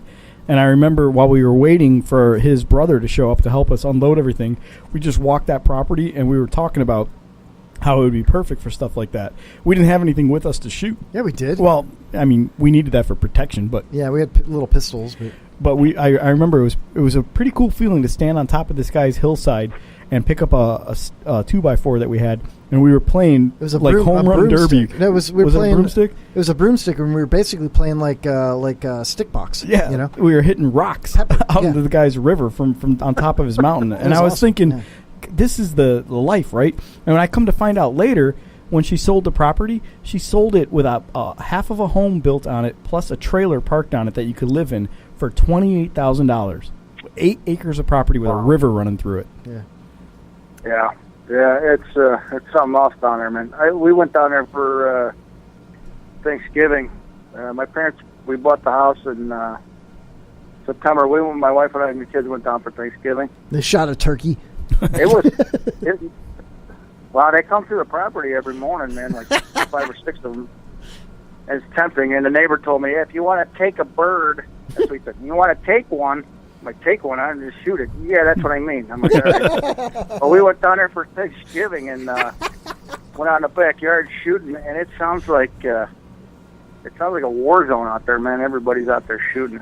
You know what was It's weird? Totally, What was weird is it's America, man. I tell you what. Yeah, exactly. It's pretty Those mountain people, there's 2 things that I learned going there in the small amount of time that we spent there. Number one, it was a dry county, but that's where the Jack Daniel's distillery is. So they make make the world's greatest bourbon, but you're not allowed to buy it or drink it there, right? And then all the people that work there, they live in the mountains and they go to church like every Sunday. And if you don't show up at church, they're like, why weren't you at church on Sunday? You know? And then they're they judging you. then they go home and they cook meth and they do meth in the hills. That's why Andy moved there, man. He's like, Dad, listen, I think it's cool that you're moving out to the country. I'm going to grow some meth. That's a good name for a band, Moonshine and Meth. Now, Andy, dude, honestly, like PJ just said, like, you're only 6 hours away. You should come down here. And I'm thinking to myself, no, we should go up there, man. Exactly. Yeah, you know what I mean? Some ski Hey, shooting. you guys, I tell you what, you guys come up there, man. We'll have a good time. We'll shoot some fucking trap in the backyard, you know? You know, though, for old time's sake, I got to kick your ass, though, because you are my younger brother's friend, and that's kind of my role. So Andy, don't worry. He can't kick anyone's ass except his wife. No, but I can still try. He beats his wife. That's it. I hear it, man. And It's my loud. kids, It's- and my kids. Yeah, and the kids. Yeah. That would be a sweet ass weekend, though, right? Bring Beating up your some wife of and these kids? No, Yeah. bringing up some of these long rifles that we don't get a chance to really shoot anywhere. Oh, those big scary long rifles, Yeah, like an and try, AR-15 or you know, something. Run them through over there on his property, and then go home. I tell people here, I says, I'll give you my address, and if you don't stop by, fuck you, you know? Come on, we'll shoot some guns, we'll fucking eat some meat, you know, we'll do the thing, you know? Shoot I guns love and this eat guy, meat. man. That's awesome. Andy hasn't changed in 30 freaking years, dude. 25 years, man. So you're the same dude, man. And we'll drink beer, too, you know? while watching the Cubs. Yeah, there you go. Sure. And they're winning right now, you know? Are they? Yeah, well, I mean... Spring season just started, Spring didn't it? training. Spring training. Say spring season again. I'm sorry. going to kick you in the dick. I'm sorry. Yeah, no, they're... Nashville's a good time, too, from what I understand. I haven't been down in Nashville, but... I've heard it's kind of apparently tough. that's a good time, too. It's probably an I awesome don't know. time, yeah. We'll go fuck shit up in Dollywood. It's a big little city, you know. I haven't been down there because it's, you know, when you get older, it's cheaper to drink at home, you know. You save, and you get drunk and You're shit in your guns, 40s, and man. safer at home. You're not old. You're in your 40s. What are you going to do, Andy? Are you going to take like an Uber down to Nashville, you know, down the mountain, 30 miles to Nashville? Your Uber's like $80, and you're sitting there in some downtown Nashville bar. Line dancing. Yeah, man. Rootin' tootin' cowboy shit Listen right to there. the dudes with two first names singing songs. Yeah, like Kenny Wayne. Yeah. Yeah, like Luke McDermott. Holy shit. Wait, my phone's I on don't the know about all floor. that. Andy, stand by. I'm going to conference call you with somebody here. Hold on a second. Tell him you want to buy shoes, Andy. Okay. I want to buy shoes. That's not Andy. You're live on the Kevin Holly Show with Andy. This is Ed Pachurik. Oh my God! Hold Wow, on. I've been wondering about this guy. He never calls in. He's never in the chat room. And I've always wanted to make parodies about him, but I'm afraid that he wouldn't hear them. Andy, this is my friend Eddie Adarms, a baseball fan. He's a Mets fan. Works for the locally here in Newport Richey in Pasco County. Ed, how the hell are you, man? I'm doing wonderful, man. You sound a little like Kermit the Frog, dude. Yeah. I'm doing wonderful. Hi-ho. So, Eddie, how do you feel about going to Tennessee and shooting guns? I'm not inviting him, Andy, don't worry. But, Eddie, would you go and shoot guns on the side of a mountain? I think that would be awesome. He could shoot 8 of them at a time.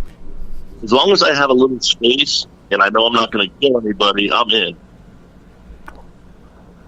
All right, well, then I guess the invitation's valid. Book him. I mean, nobody wants to die. Hey, Andy, how many rooms you got there at that property? Yeah, dude. You got a pool out back or pond or anything? Pool, pond? Something we could, you know, Oh, yeah, we got bathe a half-acre pond out there. Yeah. Got Cool. some bass and crappie and bluegill and all that shit in there. That's nice. Is there any crappie in your nice pond? little plot. You got any crappie in What's there? that? You got any crappie? I haven't crappied in the pond yet. I might do it. Do you have like a mother-in-law suite that Eddie Adarms could crash on? I got a 21-foot camper for visitors, you know? Got in the camper there. 21 feet? That's not bad. No. That's good for me anyway. I'm cool with that. Hey, in a 21-foot camper, Eddie Adarms could hug all of us. What happens in the camper stays in the camper. Yeah, you guys can I double can up, touch you kick dearly. and all that stuff. Dude, Eddie, now he sounds like Darth Vader. I'm Darth Vader. Like a German Darth Vader. You know what's funny? I am Darth Vader. You know what's kind of funny about him? Because he's bald, you know? Like he shaves his head really tight, you know? Like it almost looks like Darth Vader with his helmet off. Oh, when he was dying? Oh, that's not a good look, Eddie. Just kidding. You know, you're right. I never thought about that before, but you're actually onto something. I'm just kidding. Eddie, I love you. Hey, Eddie, can you say this? CNN. Oh, no. Don't get me started now. Don't get me started. Now, the thing about Tennessee, we're talking about property for $20,000 with a river running through it. Yeah, that was back in like I would say it was probably around 2002 or so. And that's what my mother-in-law sold her property for. 8 acres of land with a little creek running through it, with a half-built house on it, and a trailer with plumbing and everything in Lynchburg, Tennessee. I know a lot of people move down here to Florida, and then after a while they head north halfway up. Yeah, Kentucky, Tennessee, North Carolina.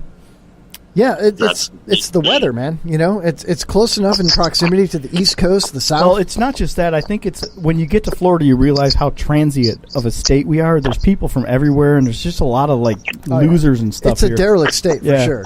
I mean, you could be down on your luck and move to Florida and live in a trailer or a bus. If you've ever been through like Asheville, North Carolina, it's beautiful, and the people there are a little. I don't want to say higher class, but just they come from a different walk of life, and it just seems nicer. I don't think they have CNN on their televisions. Probably not. Every one of them. Available. Every one of them has a tobacco farm in the back. That's where that Black People song came from that we played earlier. It's funny. Whatever. Anyway, not so much the heat in Florida that's the problem. It's goddamn humidity down there. I don't know how you guys live with it. Never heard that before. I get out of the shower and I go outside and I feel like I'm in the shower again. That's because you're a ginger. Yeah. I mean, come on, you're gonna melt out here, bro. I'm just saying. What? I went down there to visit once. It was not so good. I played bad. I went out to, I don't know if you remember Meathead from high school. I went down there to visit him when he was living down there.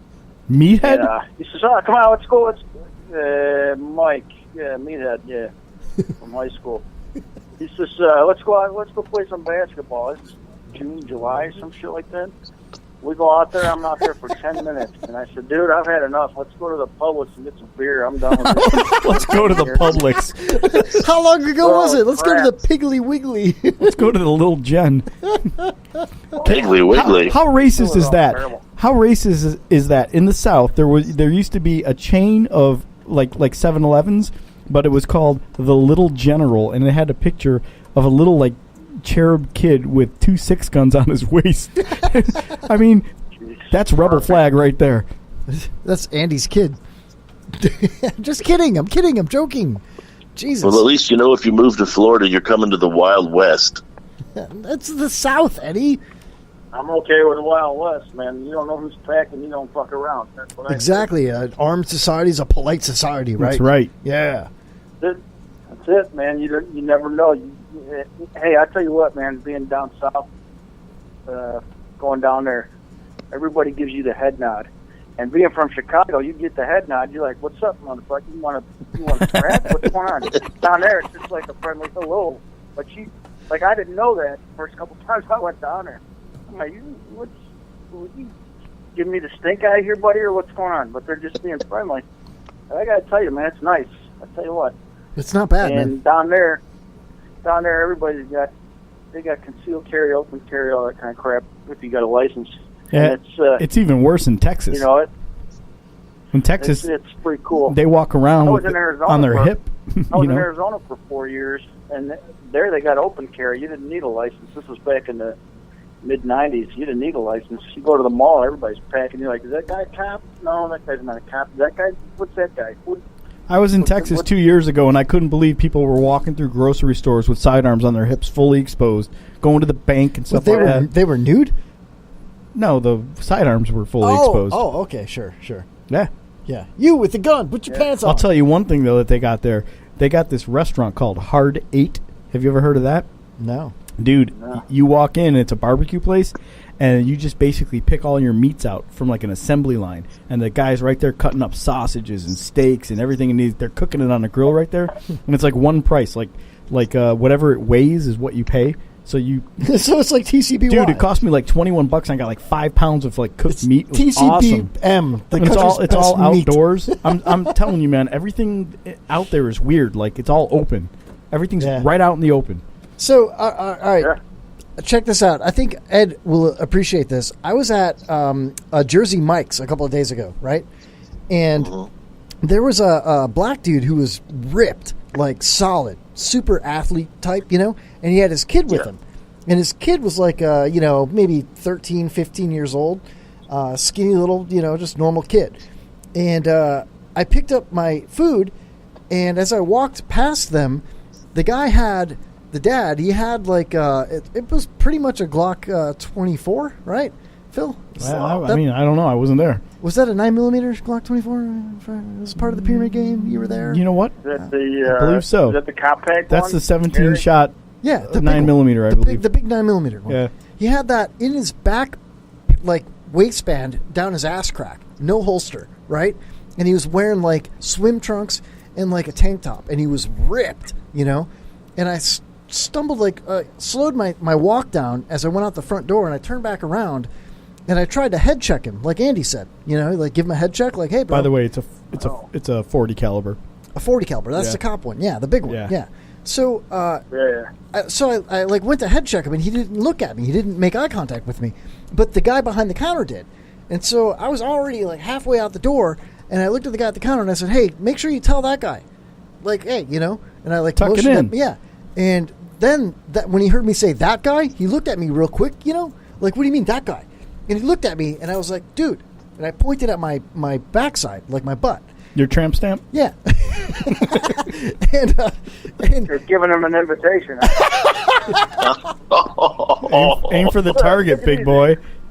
No, but he looked at me and he goes, ooh. And he pulled his shirt out and untucked his shirt because it was tucked in behind his gun. And he pulled it out. In the Armored Word, we like to say he was printing. Printing, yeah. And I told him, like, stop printing, bro. Exactly, like, bro. We're going to taste some Don't waves, print me, bro. Yeah, don't print me. I didn't want to, like, racially print him, you know what I mean? But I was just like, stop printing, bro. And he did. And he said, thank you, bro, like that. Yeah. And his kid never saw Was it us, in a man. holster, or was it just... No, it was tucked between his butt crack. Well, black people have a little bit bubblier butts than white people, It's like... I've heard that. And it was... Bubblier? He was working his glutes. Glutes. It was a glute 24. Andy's become glute 24. Andy's becoming. His ass cheeks are his holster, right? You know what's going on there? Dude, Andy's become so southern. I just want to point out that I heard that. Kevin, I heard that. Kevin just said bubbly butt, and on his computer screen, he's got a picture of Cameo right now. It's because it's Andy talking, and I was gonna play the Candy song. Here we go. Here we go. Oh yeah. This is for you, Andy. We are approaching the end of the Kevin Holly Show. Don't hang up, though. I got more for you. Ow. Glock in my butt. Ow. It's like Andy. All right. I'll kill it. I'll kill it right now. I killed Cameo. Look how serious they look in that photo, too. Dude, he's got a cod piece. He's like, what's up? He's got a gun in that cod piece. You know he does. Oh, yeah. He's got probably like the little Glock, like the baby Glock. It's in his cod piece. He's packing in that cod piece. A little Glock 42. Imagine if that thing went off. You'd have a whole new version of Powder Burns gun. Gold Bond. As Gold Bond, I put that on my balls. Oh, my God. All right, listen, guys. Come on, guys.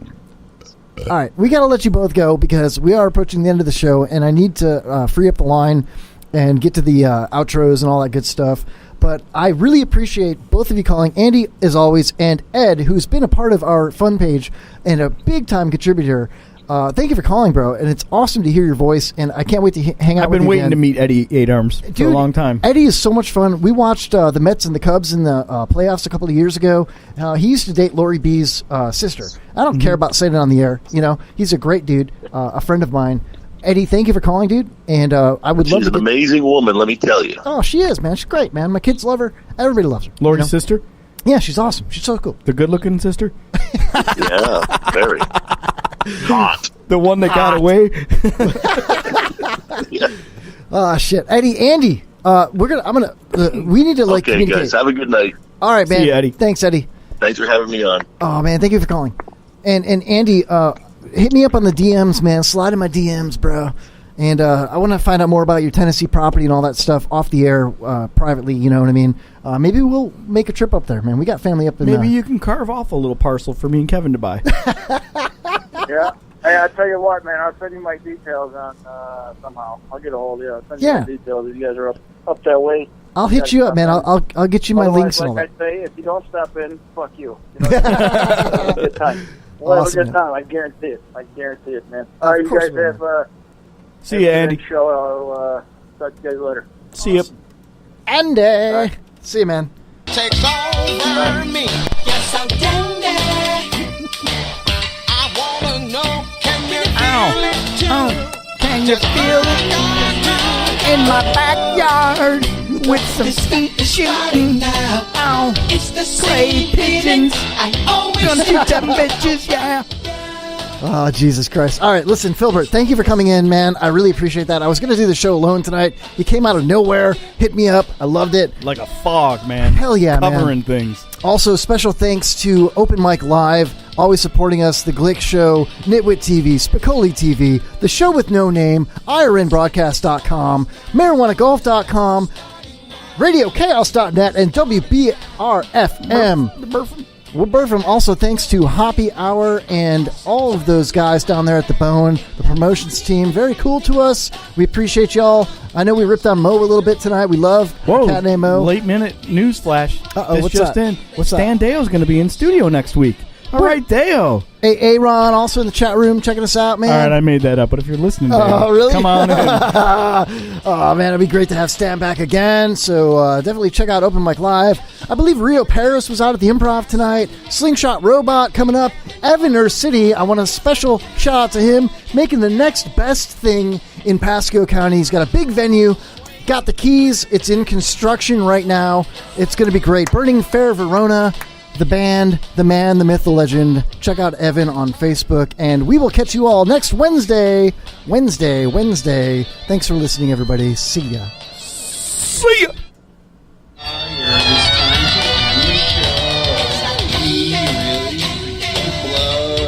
It's end of the Kevin Holly Show. Bye-bye.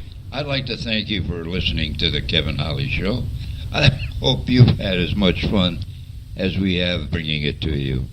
It's really been a pleasure, and be sure and get us again next week. Okay, bye-bye.